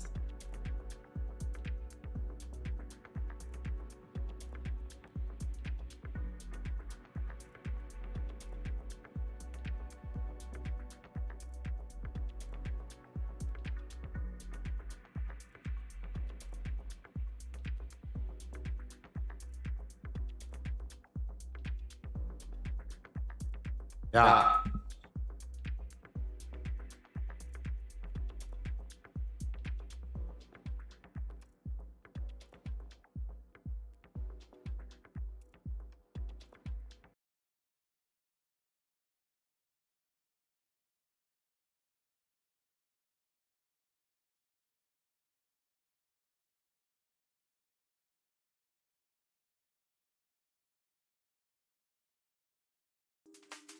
All right, I think we're good. Hi, everyone. First timer. Welcome, my friend. Download the ebook. Get involved. Start marking out some of your levels. See what happens. See what happens with your trading. Follow a system, my friend. Follow a real trading system. A mechanical system at first, and then once you get the hang of it, start adding on all these nuances, okay? In the meantime, 5 minutes left for Jerome, Uncle Jerome speaking. I am actually very curious what he's going to talk about, because I am very curious about interest rates right now. The market has been absolutely crazy. Have you guys actually been paying attention to what happened on a Friday or not? And is there someone in the chat that trades the Nasdaq? Let me know.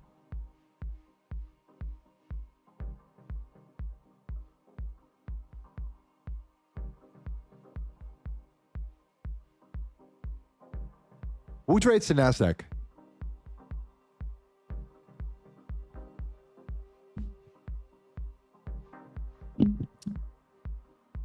Check out this one right here. Right? Check out this trade yesterday. Oh my God, it was such a good trade, man. Oh man.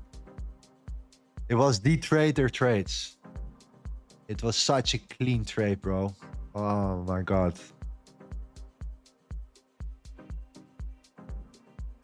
So clean, man. I have to show you this because this is just so good. Okay, this range was created, right? We had this range. So we already knew we were in a range. We broke out of that range. Okay? So now we mark out the fixed range volume profile from the left to the right over that range. And then what happened? Trump started tweeting, right? On a Friday that China was stealing all their commodities, whatever the case may be, right? Price came down. Boom. 5% drop overnight, right? Huge drop on the Nasdaq right here. We're still waiting. Still waiting. We're still waiting. First drop. Boom. Massive drop, right? On a Friday. We have now this range, okay? And if you look at the ebook, we talk about this all the time. This is the consolidation. This is the manipulation, okay? So yeah, could you take a trade there? Not really. You couldn't really short that. But look at what happened on a Monday, man. We have our key levels marked out. This is exactly in the ebook. We talk about this all the time. The fixed profiles right here. Page number 47. The consolidation, manipulation, and then the expansion. And then what happened? On a Monday, price pulled back. Tapped into the very low. And just perfectly sold off, man. So clean. Such a clean rejection there. Such a good trade here. Is he speaking? I don't think he's speaking yet, though. Oh, he is. Damn. Okay. All right, guys. This is what we're going to do. We're not necessarily going to take a trade right now. You guys understand the reasoning, right? Because, you know, Jerome Powell, gold, headache, right? You understand this. What we're going to do and see what happens, though, because this will be important for the next coming hours, even Asian session, London session, and all these other layers as well here. So we're going to see what happens here.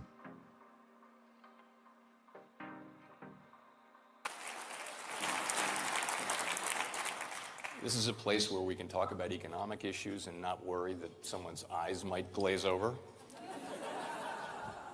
I also appreciate the warm welcome I've always received here. And putting Fed staff aside for a minute, I can't think of a more lovable group of econ nerds anywhere.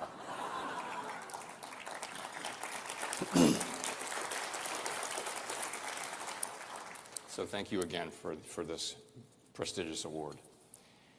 And for the opportunity to speak to you here today. So, as we all know, monetary policy is more effective when the public understands what the Federal Reserve does and why. With that in mind, I hope to enhance understanding of one of the more arcane and technical aspects of monetary policy, the Federal Reserve's balance sheet.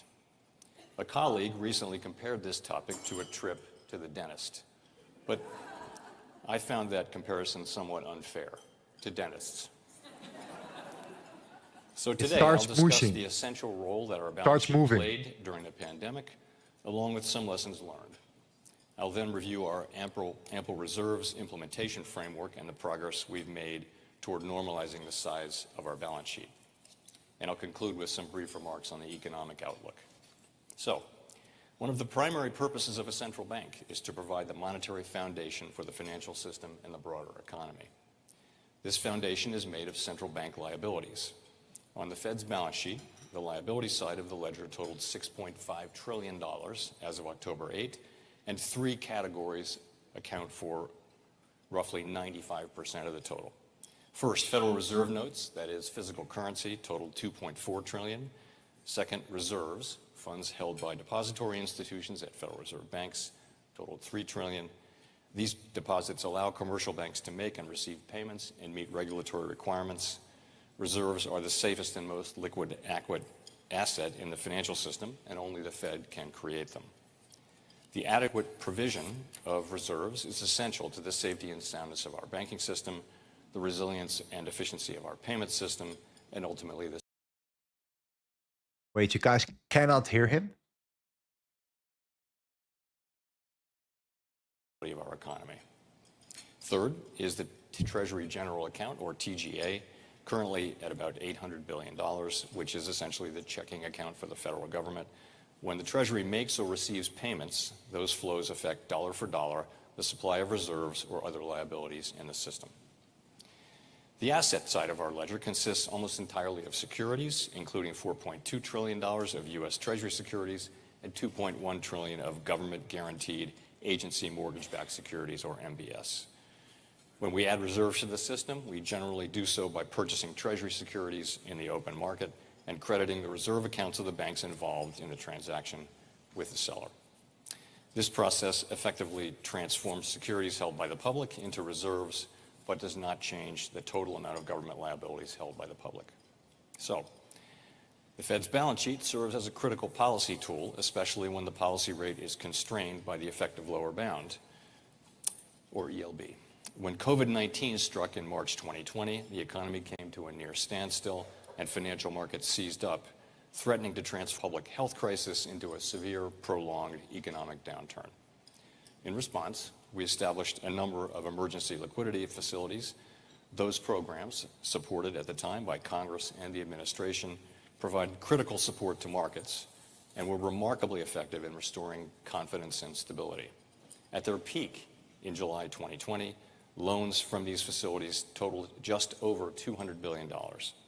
Most of these loans were quickly unwound as conditions stabilized. Well, it still looks At the same time, the market for U.S. Treasury securities, normally the deepest and most liquid market in the world and the bedrock of the global financial system, was under extraordinary pressure and on the verge of collapse. We used large-scale purchases of securities to restore functionality to the Treasury market.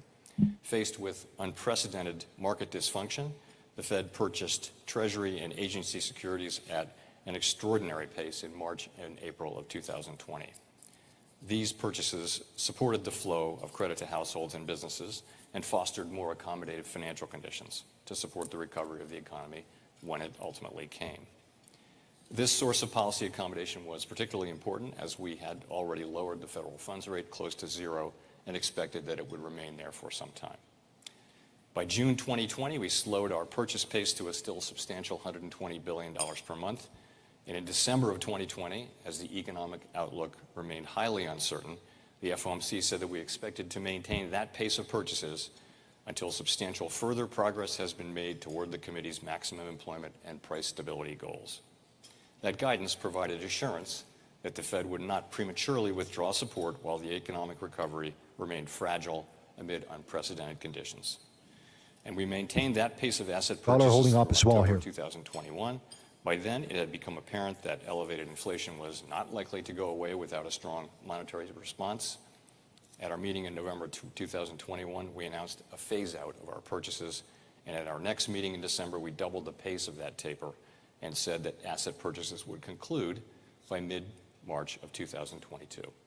Over the entire period of purchases, our securities holdings increased by $4.6 trillion. So, a number of observers have raised questions, fairly enough, about the size and composition of asset purchases during the pandemic recovery. Throughout 2020 and 21, the economy continued to face significant challenges as successive waves of COVID caused widespread disruption and loss.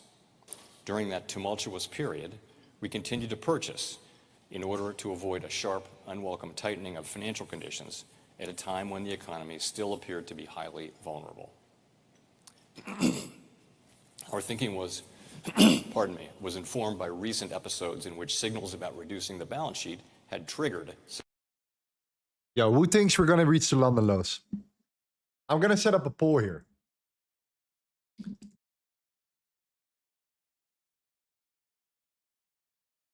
I'm going to set up a poll right now, because I'm actually very curious.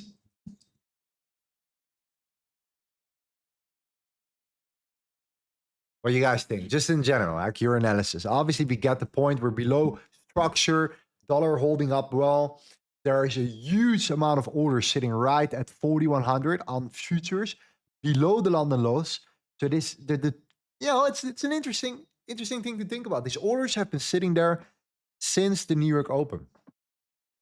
They haven't moved since, okay? They haven't moved since, so... And perhaps just should have stopped asset purchases sooner. Our real-time decisions were intended to serve as insurance against downside risks. We knew that we could unwind purchases relatively quickly once we ended them, which is exactly what we did. Research and experience tell us that asset purchases affect the economy through expectations regarding the future size and duration of our balance sheet, so that when we announced our taper, market participants began pricing in its effects, pulling forward the tightening in financial conditions.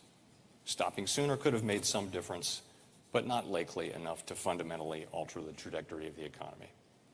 Nonetheless, our experience since 2020 does suggest that we can be more nimble in our use of the balance sheet and more confident that our communications will foster appropriate expectations among market participants, given their growing experience with these tools. Some have also argued that we could have better explained the purpose of asset purchases in real time. There's always room for improved communication, but I believe our statements were reasonably clear about our objectives, which were to support and then sustain smooth market functioning and to help foster accommodative financial conditions. Yeah, there will definitely be a Q&A afterwards. Of those objectives evolve with economic conditions, but the objectives were never in conflict. So at the time, this issue appeared to be a distinction without much of a difference. That's not always the case, of course. For example, the March 2023 banking stress led to a sizable increase in our balance sheet through lending operations. We clearly differentiated these financial stability operations from our monetary policy stance. Indeed, we continued to raise the policy rate through that time. Turning to my second topic, pardon me. Our ample reserves regime has proven highly effective, delivering good control of our policy rate across a wide range of challenging economic conditions while promoting financial stability and supporting a resilient payment system. In this framework, an ample supply of reserves ensures adequate liquidity in the banking system, and control of our policy rate is achieved through the setting of our administered rates, interest on reserve balances, and the overnight repurchase rate. Reverse repo rate, rather. This approach allows us to maintain rate control independently of the size of our balance sheet. And that's important given large unpredictable swings in liquidity demand from the private sector and significant fluctuations in the autonomous factors affecting reserve supply, such as the TGA.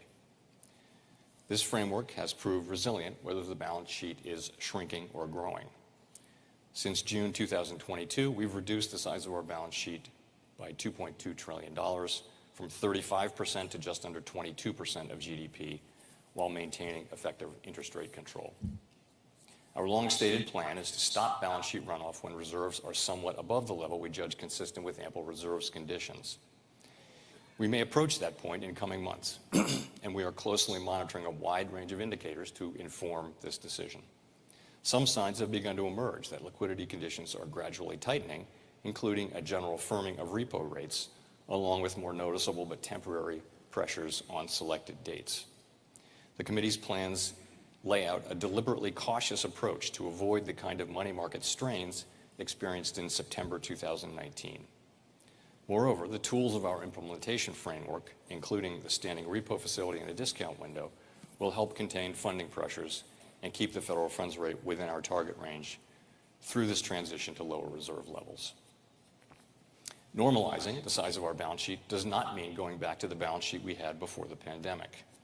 In the longer run, the size of our balance sheet is determined by pandemic-related asset purchases. Non-reserve liabilities currently stand about $1.1 trillion higher than just prior to the pandemic, thus requiring that our securities holdings be equally higher. If we get a fake breakout, I'll eat my shoe, man. If we go up and then move down, I'll eat my shoe. Regarding the composition of our securities portfolio, relative to the outstanding universe of Treasury securities, our portfolio is currently overweight longer-term securities and underweight shorter-term securities. The longer-run composition will be a topic of committee discussion.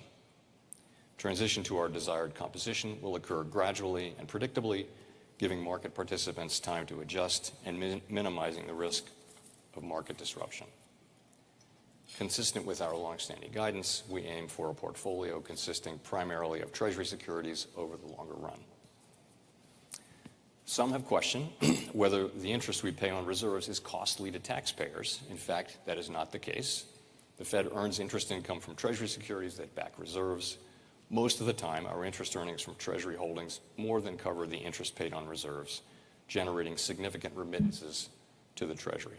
By law, we remit all profits to the Treasury after covering expenses, And since 2008, even after accounting for the recent period of negative net income, our total remittances to Treasury have totaled more than $900 billion.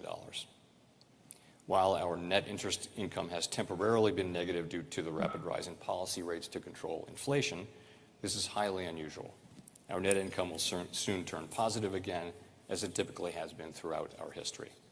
Of course, having negative net income has no bearing at all on our ability to conduct monetary policy or meet our financial obligations. If our ability to pay interest on reserves and other liabilities were eliminated, the Fed would lose control over rates.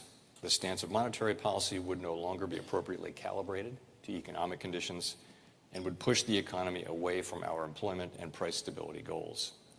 To restore rate control, large sales of securities over a short period of time would be needed to shrink our balance sheet and the quantity of reserves in the system.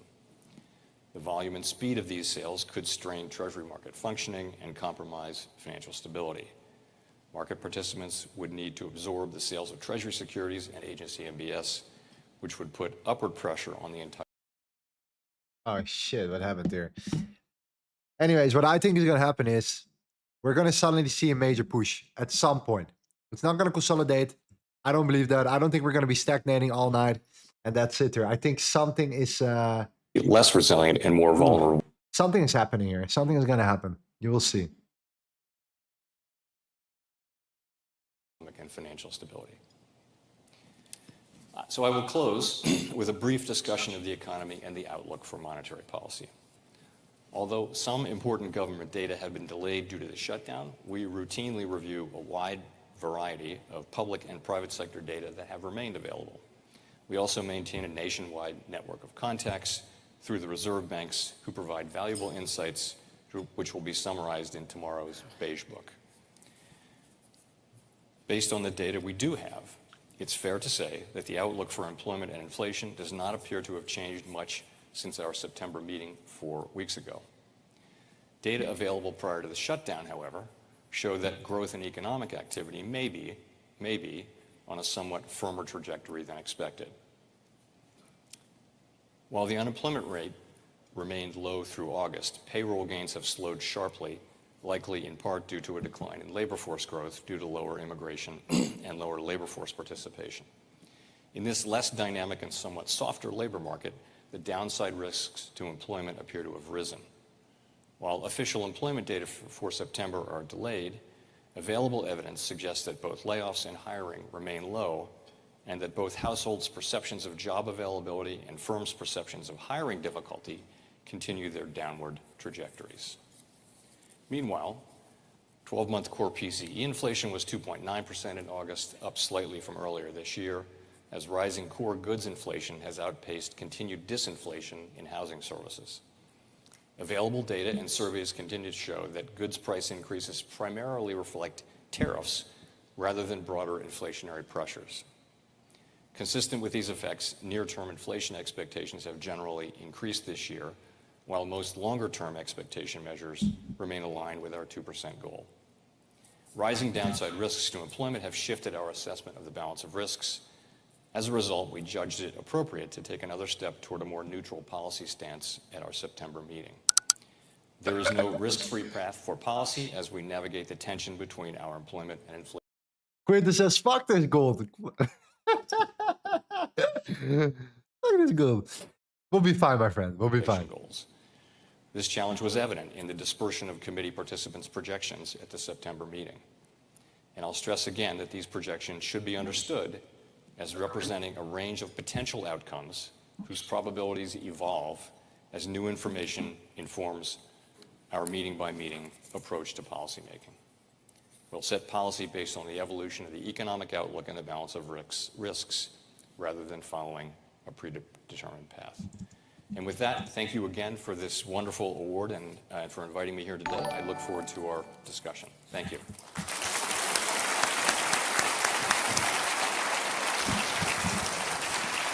Do you need your iPad or? No, I didn't have that.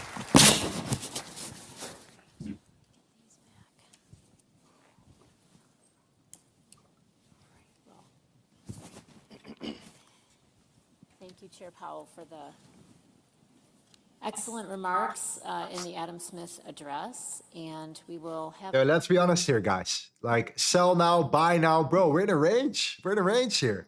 We're in an internal range. Anything can happen, bro. Anything can happen here, bro. I'm not joking. We can break out, pull down, actually target these London lows that we've been talking about all day at 4,100 on futures, right? The London lows right there, these massive orders. Totally possible. Could also just break out and go for the daily highs when we break above that range, right? This is not the time. This is the time to listen, to be patient, and sit on our hands a little bit after the trade that we took earlier. Have about half an hour for questions. If the rate of pass-through of tariffs This is the moment. slower, that might begin to look like more persistent inflation, as opposed to a one-time, as if the tariff adjustment came through all at once, and then it would be quite clearly a one-time price level shift. It would be quite clearly a So that's certainly a risk. You know, as I mentioned, there really isn't a risk-free path now, since it appears that inflation is certainly running above our target, and appears to be continuing to increase quite gradually, but increase. It's still on the way up. So there's a risk there that would lend to greater persistence. But now the labor market has demonstrated pretty significant downside risks as payroll jobs have declined, and both the supply and demand for labor has declined quite sharply. So those two states of affairs for our two goal variables, call for different monetary policy responses. So as they come more into balance, I think the idea has been that policy should move from being tight to some degree to being more neutral as those two things balance out. But it is clear, though, that if we move too quickly, then we may leave the inflation job unfinished and have to come back later and finish it. And if we move too slowly, there may be unnecessary losses, painful losses in the employment market. So we're in the difficult situation of balancing those two things. I think for the last few months, we've been able to maintain a restrictive stance because the labor market was still pretty solid. I think Dollar is still on the weaker side, though. Like, look at the dollar. Dollar is breaking down. Rejection of 12-hour supply zone. This is going to benefit gold. But when you look at the gold chart, right, gold looks quote unquote weaker, right?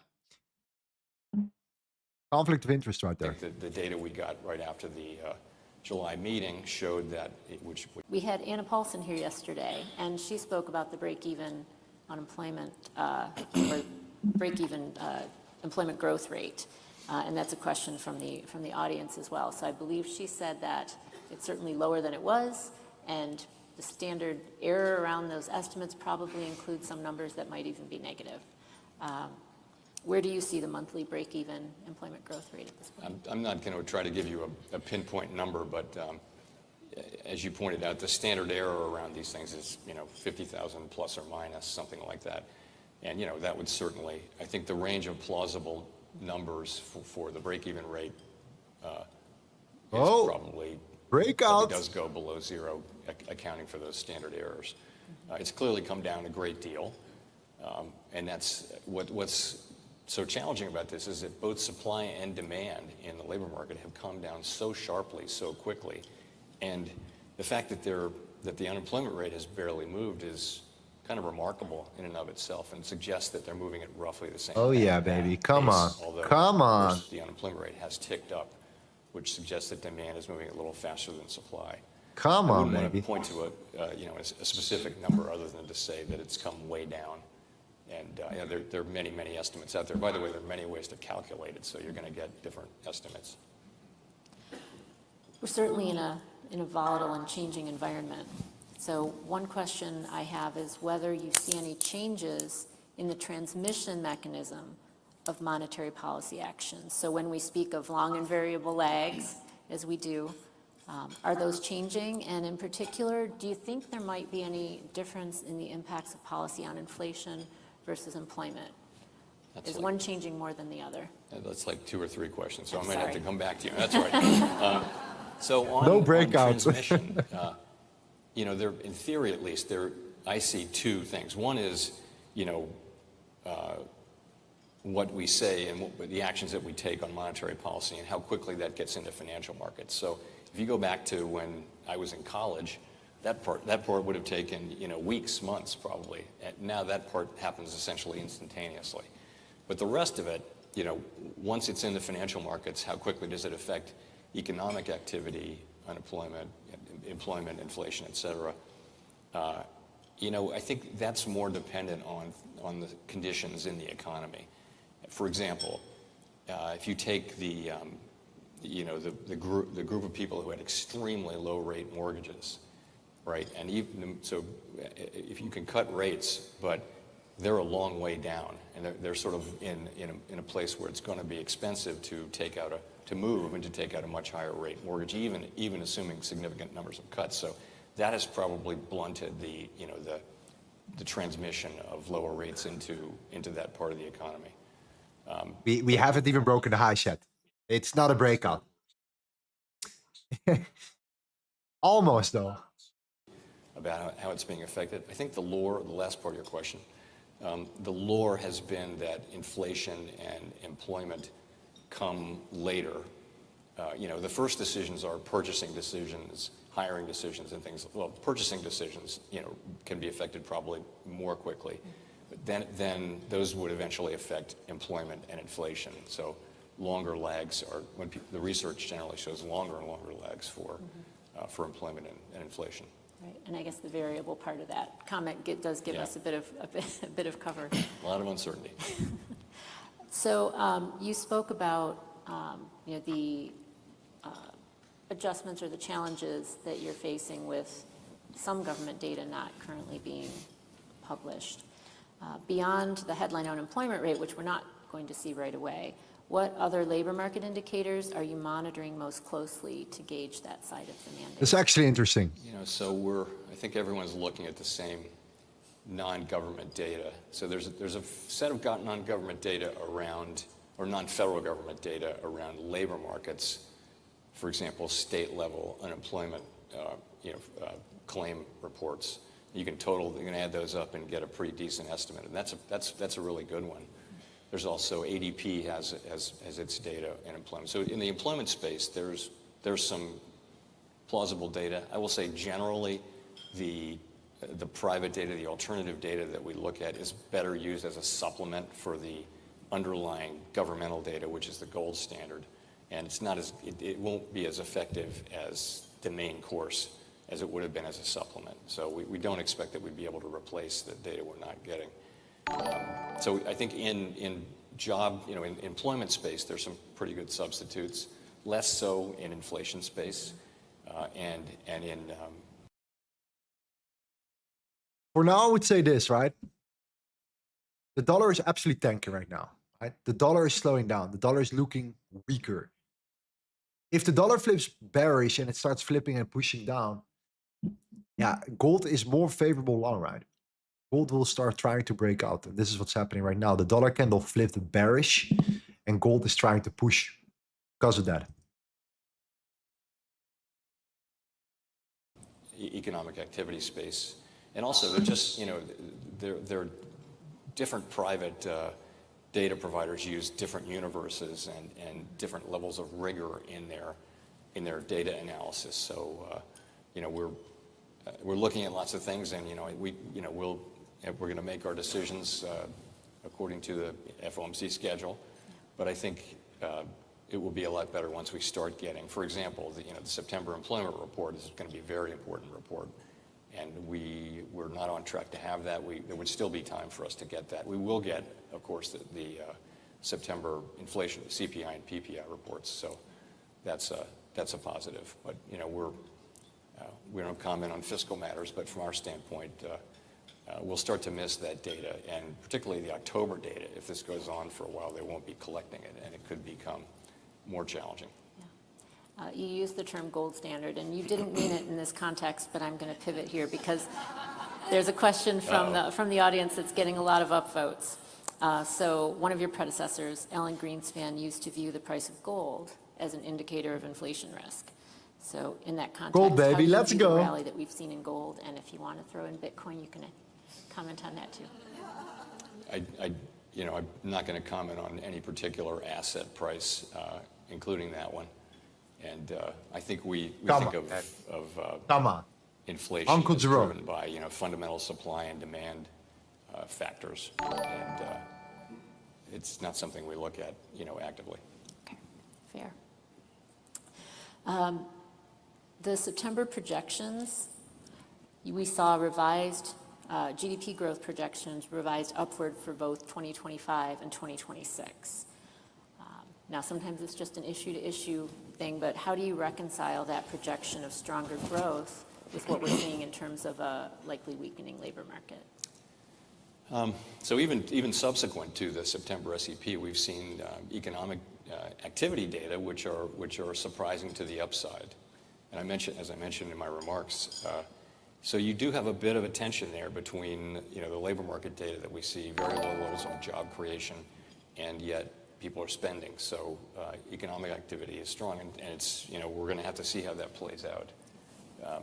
Right now, of course, we're not getting any new government data on that, any new federal government data on that, but it does create, of course, if economic activity were stronger, then that would tend to support labor market activities and hiring. So we'll have to see how that works out. All right. Another topic that has permeated the conference over the last 2 days has been AI. So as the Federal Reserve, like all of us, grapple with the implications of generative AI, what plans are in place to assess its long-term impact on productivity, implications for labor markets, and overall economic stability? And does that present any new risks to monetary policy or financial? One more time. If this is a fake out, I'll eat my freaking shield, man. This has to be break. Dollar breaking down, gold breaking, closing in like 15 seconds, at least on 5 minutes right now. Hourly closure is going to be super important, though. Financial stability. So you're right. We're doing what other people are doing, which is, reading all the things that, so many researchers are working on AI now. It's just amazing. And so we follow all of that. We also have people at the Fed who are doing lots and lots of research on AI. And, in terms of, it's just such early days to be looking for the kind of things that will happen. So, the question of productivity, it was Robert Solow who said that technology is showing up everywhere but in the productivity data. So this could be the same kind of thing where it's there, but it takes a long time kind of to show itself, because you would think of another big technological advance as potentially raising productivity, but I think it's early to say that we're seeing it. Also, you're seeing, I think some researchers have found effects on hiring from AI for entry-level people and for coders and things like that. So there's probably some of that out there, but it's just so early to say what it will be. We also monitor very carefully what public companies are saying. Increasingly, bold statements from mainly large private companies on things that they think they can do across their whole business area with AI, and either sort of freeze hiring where it is or reduce hiring. And I think we're pretty aware of what the potential outcomes are, but the range of potential outcomes is very broad. I will say, in terms of what the Fed can do, we deal with supply and demand. We have an interest rate, and we also do regulation, that kind of thing. But if what's needed is greater education and skills, I've always liked the model that technology can work for everybody as long as everybody's getting the skills and aptitudes they need to use that technology. This is Golden and Katz, their work, which they actually spoke about at Jackson Hole this year, but it's a 20-year-old book that they wrote. So we can't do that. That's not something the Fed can do. We also can't address the potential societal disruptions that could happen, potentially, if there's really significant job loss. Mm-hmm. So there are a lot of, we're the least of it. There are potentially really significant implications for people in the labor force. And I think we're all speculating about what those might be, but it's only the beginning of this story. Thank you. Looking at some of the other questions that are getting upvoted, and you can get as far into the weeds as you want, but you know this is where people want to go. So let me more try volume this one. already. As you think of the appropriate level of reserves in the system, what indicators are most important? Is it the price of money, so repo levels, or the volume of borrowings from the Fed, like the discount window, and so on? So we have a nice spider chart and 5 main indicators, one of which is sort of repo levels. And I think overall what they're showing is that we're still at ample reserves, abundant reserves. We're still at abundant reserves, meaning above our goal of ample reserves, a little bit above ample reserves. So, but we're beginning to see, you're starting to see a little bit of tightening in money market conditions, particularly repo rates have moved up. And those are the things we're going to be watching. So we think we're still at abundant, and we're, the pace of runoff is now very, very slow. So we're going to be watching all those factors very carefully. And we're not so far away now, but there's a ways to go. I think we're not going to get away without addressing this one, so I'll try to, again, group some of these together. First, there's definitely appreciation from the audience. Keep in mind, what we want to actually hear, and this is super important, because there's a reason why we're listening to Jerome Powell. Yeah, one thing is the volatility in the market, great. Gold pushing up, down, great. What we want to hear is like the interest rates. What about the next interest rate decision? Any information, any insights? 25 basis points, 50. What are you thinking about? What is your feeling? What about the labor market now? Like, is it worth doing this year? Yes or no? That's what we want to hear. Your ability to try to remain above the political fray. And I think also, and as in your remarks, you said gradually and predictably, and that sounds really nice right about now. But with that ongoing scrutiny of the policy decisions of the Fed, what measures is the Federal Reserve taking, and are you taking, to ensure and demonstrate the continued independence in setting monetary policy? So the main thing we can continue to do is to do our work the way we've always done it, which is... Zeta says, thanks to all sellers for your money. Good job. Good job for longing, my friend. Good job for longing. Good job for longing. Good job. Good job. What a G. What a G. That people will be able to tell. If we start doing something else, I think people will be able to tell that too. But that's just not something we're ever going to do.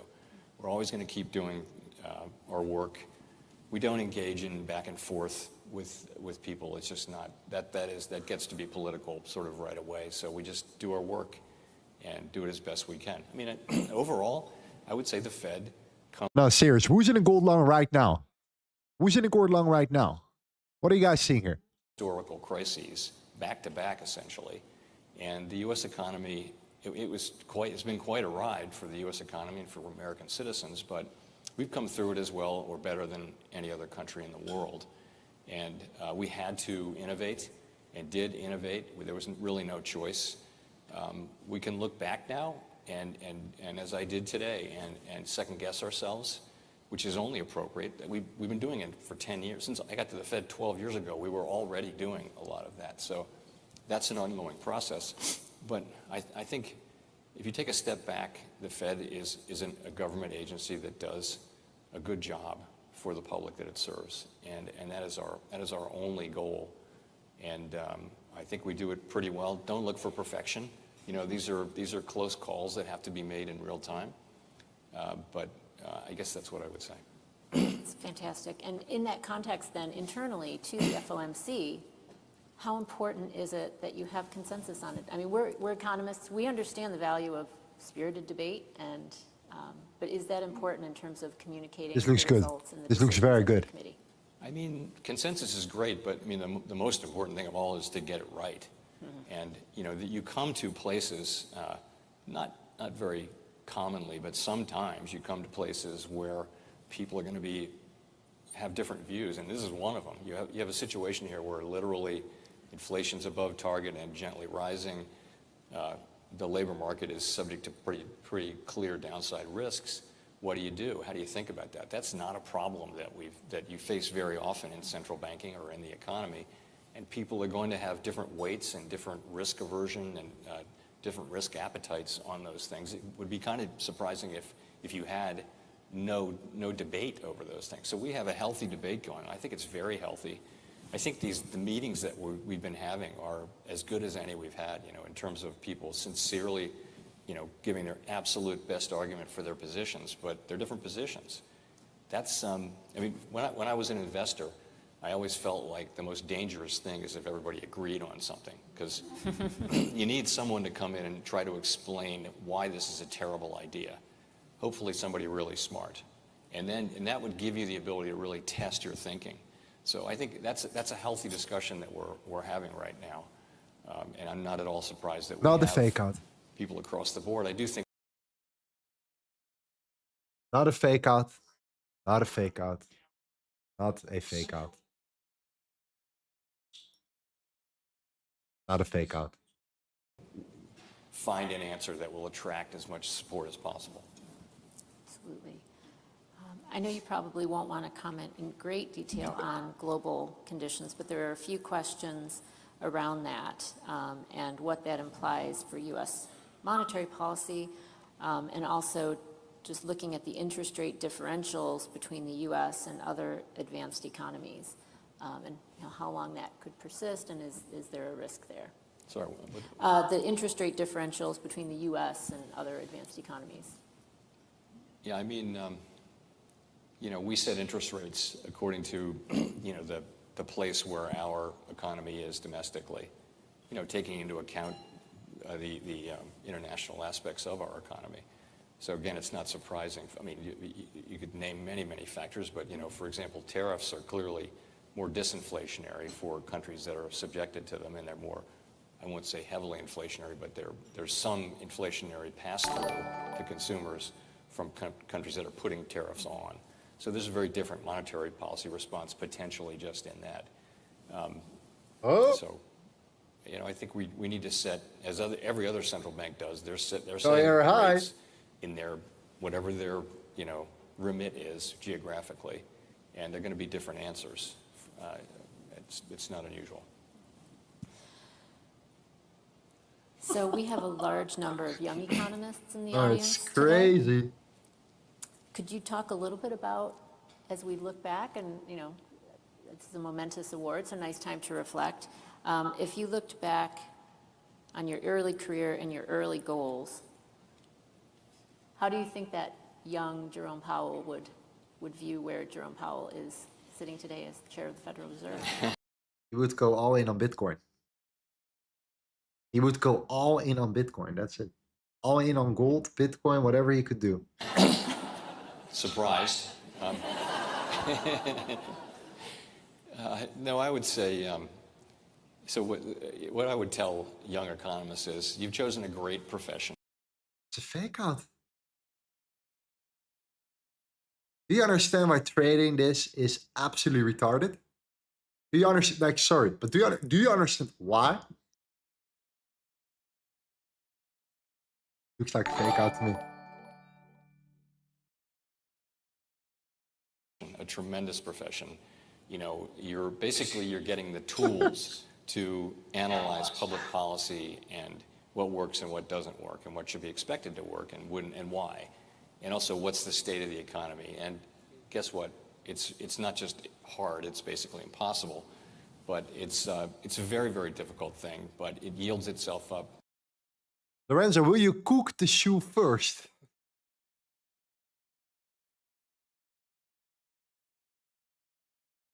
Oh. Great gratitude toward economists, but sometimes. But no, it's really important. You've made a great choice, and I would say, wish you the best of luck. Thank you. Agree. Okay, we'll do a little bit of a lightning round here. We have about 5 minutes left, so I'll ask a bunch of questions that you may not want to get into great detail on anyway. Some of these are pretty straightforward, but so we talked quite a bit about labor markets, but we have not specifically asked the question about the effect of immigration policies on labor supply. How restrictive do you think that current policy is, and is that something that will just Current immigration policy? Yeah. Yeah, let me start by saying that we don't have a view on immigration. It's not our job to have a view, so we take that as completely, you know, it is what it is. We take it as it arrives.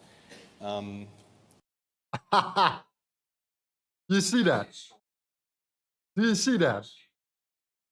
The photo control. Oh, you guys are crazy. And yeah, I think you're only beginning to see the strength of that policy too. You know, there's more expulsions; those are rising, and that kind of thing. So yeah, that's a big economic factor. So that will mean, you know, fewer people to work. You have anecdotal evidence of industries that are just having a hard time finding people. You don't see it in wages or anything like that at this point. You don't see, at least in the aggregate, you don't. But yeah, it's going to be a really important economic fact because that, you know, that's new people who come into the workforce. They create their supply, but they also create demand. They create their own demand, and you know, again, from our standpoint, we're just, you know, our job is to achieve maximum employment or maximum sustainable employment. And that will depend both on the supply of workers and the demand for workers. Back to the balance sheet, some questions, again, I'll kind of try to group these together around mortgage-backed securities and housing affordability. Again, not directly part of the dual mandate, but would the Fed ever look at any specific actions with regard to MBS to address mortgage rates or affordability for housing? The answer is, look, we look at overall inflation and we don't target housing prices. And also I don't know how you would, we would certainly not engage in mortgage-backed security purchases as a way of addressing mortgage rates or housing directly. That's not what we do. We do have, as I mentioned, a very large amount of mortgage-backed securities, and they're running off, but they run off pretty slowly. So. Fair. Question on the beverage curve. Maybe that's not a lightning round question, but let's try it. So do you think that the shift in the beverage curve is a structural shift or just a blip? I think it's, you know, you're at a place where, you know, further declines in job openings might very well start to show up in unemployment. You know, you've had this amazing time where you came straight down, and but you know, I just think you're going to reach a point at which unemployment starts to go up, and we haven't really, we may be hitting that now, but it's been remarkable how that line, it just comes down, and which has been, you know, really a great part of the recovery. All right. Well, we have just a couple minutes left. I think we'll end with maybe almost finished, almost done. Sort of philosophical question. Michael Barr spoke to the policy conference in 2024, I believe it was, and he gave some advice to economists. What would your advice be to the economists in the room in terms of how we can best serve the challenges that are facing us collectively in this moment? What she's actually is asking is, how can you make sure, Jerome Powell, that our major economic analysts are at least still going to make a bunch of money and are not going to get wrecked in the next 2 months or so? I'm inclined to say keep your heads up. You know, it's a time when people are challenging expertise, and you know, I think it's a distinguished profession. It's a very high order profession, and you should be proud of your work and keep at it. You know, I mean, ultimately, we're learning about how the economy works and how society works. Our understanding is so basic and so uncertain, really, still after all these years. But, you know, you got to think we're making some progress and doing some good and imposing, sort of an analytical framework around the kind of decisions people make about the economy. So I just want to give you a vote of support and say keep at it. And likewise, Nabe supports you. Uh-oh.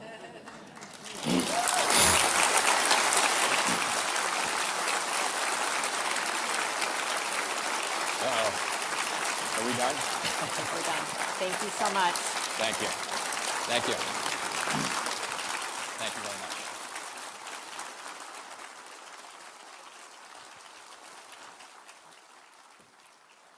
Uncle Jerome, baby. The man himself. You don't know who he is? Just understand that this guy has a shit ton of power. And it's extremely risky to trade when this guy is speaking. Because everyone was selling right around the bottom here. Right around there. Okay? Everyone was selling here. He's now in a really, really bad position. Like that is kind of what we're seeing right now. Kind of what's happening here, right? So anyways, we are above the point of control. The dollar is quote unquote slowing down. Talked about this already.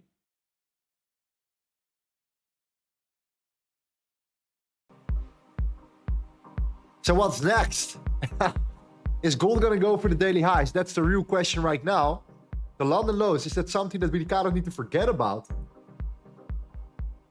Priced all over the place, right? Clearly a typical Jerome Powell late New York session here. I'm happy we got ourselves beforehand selling this right here, closing here, and then waiting for price to respond here. I was honestly, to be honest with you, I was very tempted in selling here.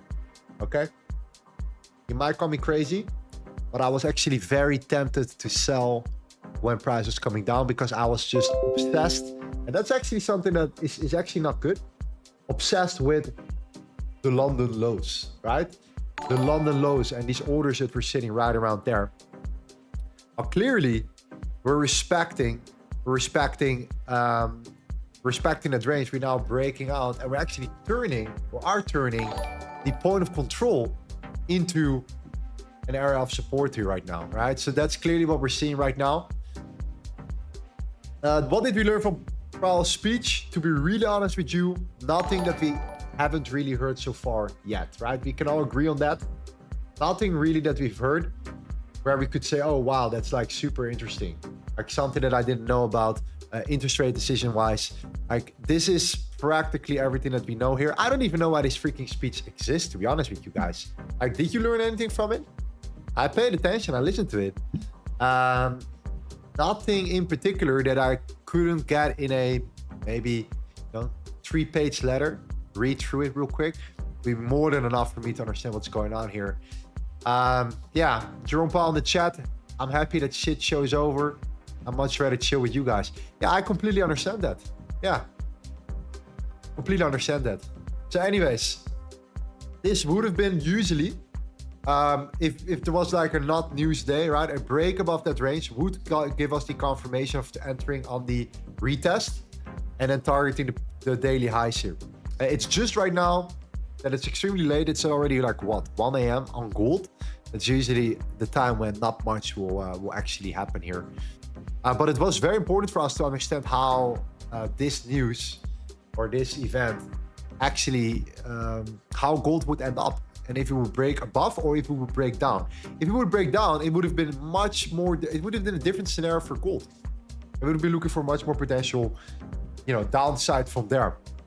At the same time as well, the dollar is kind of doing its best to hold up right now. I'm still in that dollar Swiss short setup right here.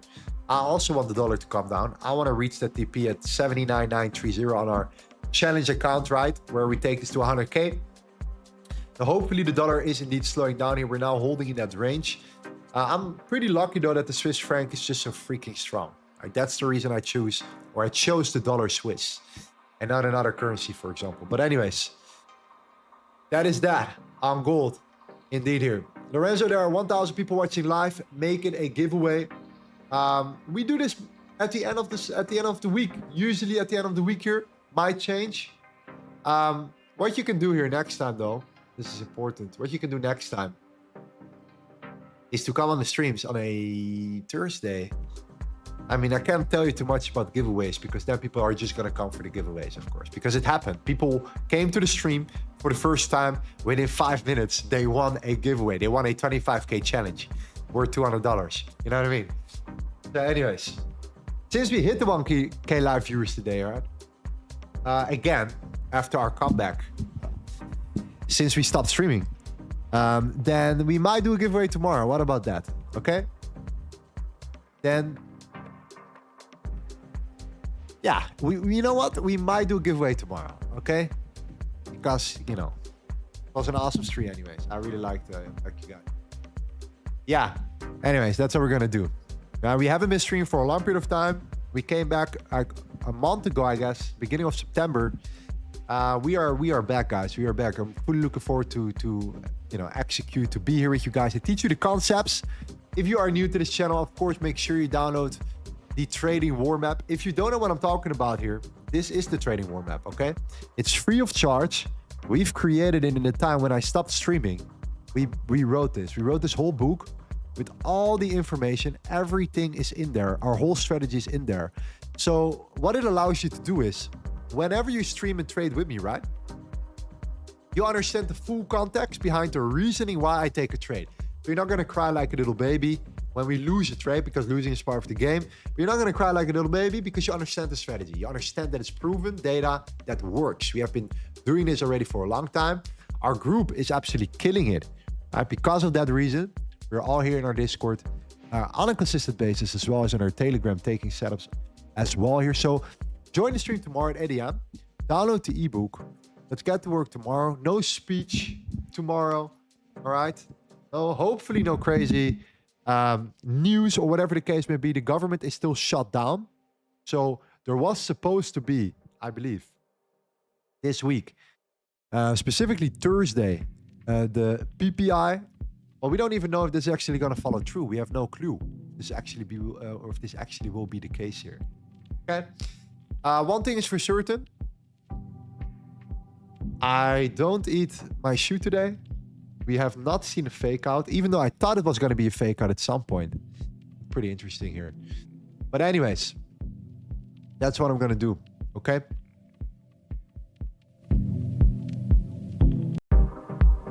Yes, sir. All right. Thank you for coming. The stream survived. The internet survived. We were getting attacked, guys. I'm telling you. I need to change my IP address. Something is off. Something is off. So we're going to fix that. We're going to fix that. So we never have any internet issues. We never have to put on a new stream for no reason here. But, you know, we still come. We still come back with a new stream just for you. To at least listen to what Uncle Jerome has to tell us today. Okay? Thank you guys for today's session here. Tomorrow, I want to see you at 8 a.m. EST. If you're going to be there, type in LTA. Let's get to work. Let's get to business. And let's change our lives for the better. Let's actually put in some effort so we can all finally come to Bali and pick up these Russian girls. You know what I mean?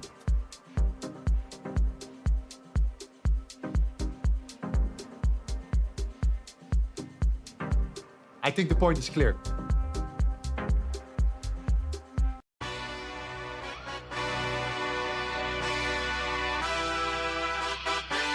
Thank you guys. See you tomorrow, 8 a.m. EST. Looking forward to it. Back to serious trading tomorrow, 8 a.m. Yeah, let's see how you do under pressure. Oh, yeah, I've been wanting this shit forever. I've been in the field with whatever they throw at me. Brush it off, pick myself up, moving on to the better. Hey, yeah, ain't no errors, baby, it's a new era. I wake up early, feeling rich like I'm Kesha. I get to the paper, boy. Extra. Fuck with me, you know that I got it. Come with me, let's take a trip to the islands. We up on the jet, we'll do more than just fly on it. Stand on that hill, you gon' die on it. Boom, boom. Baby, I'm not one of them, you should try on it. Miss me with all that, I'm on to the next. Fuck this up, I send you back to your ex. But good luck with that.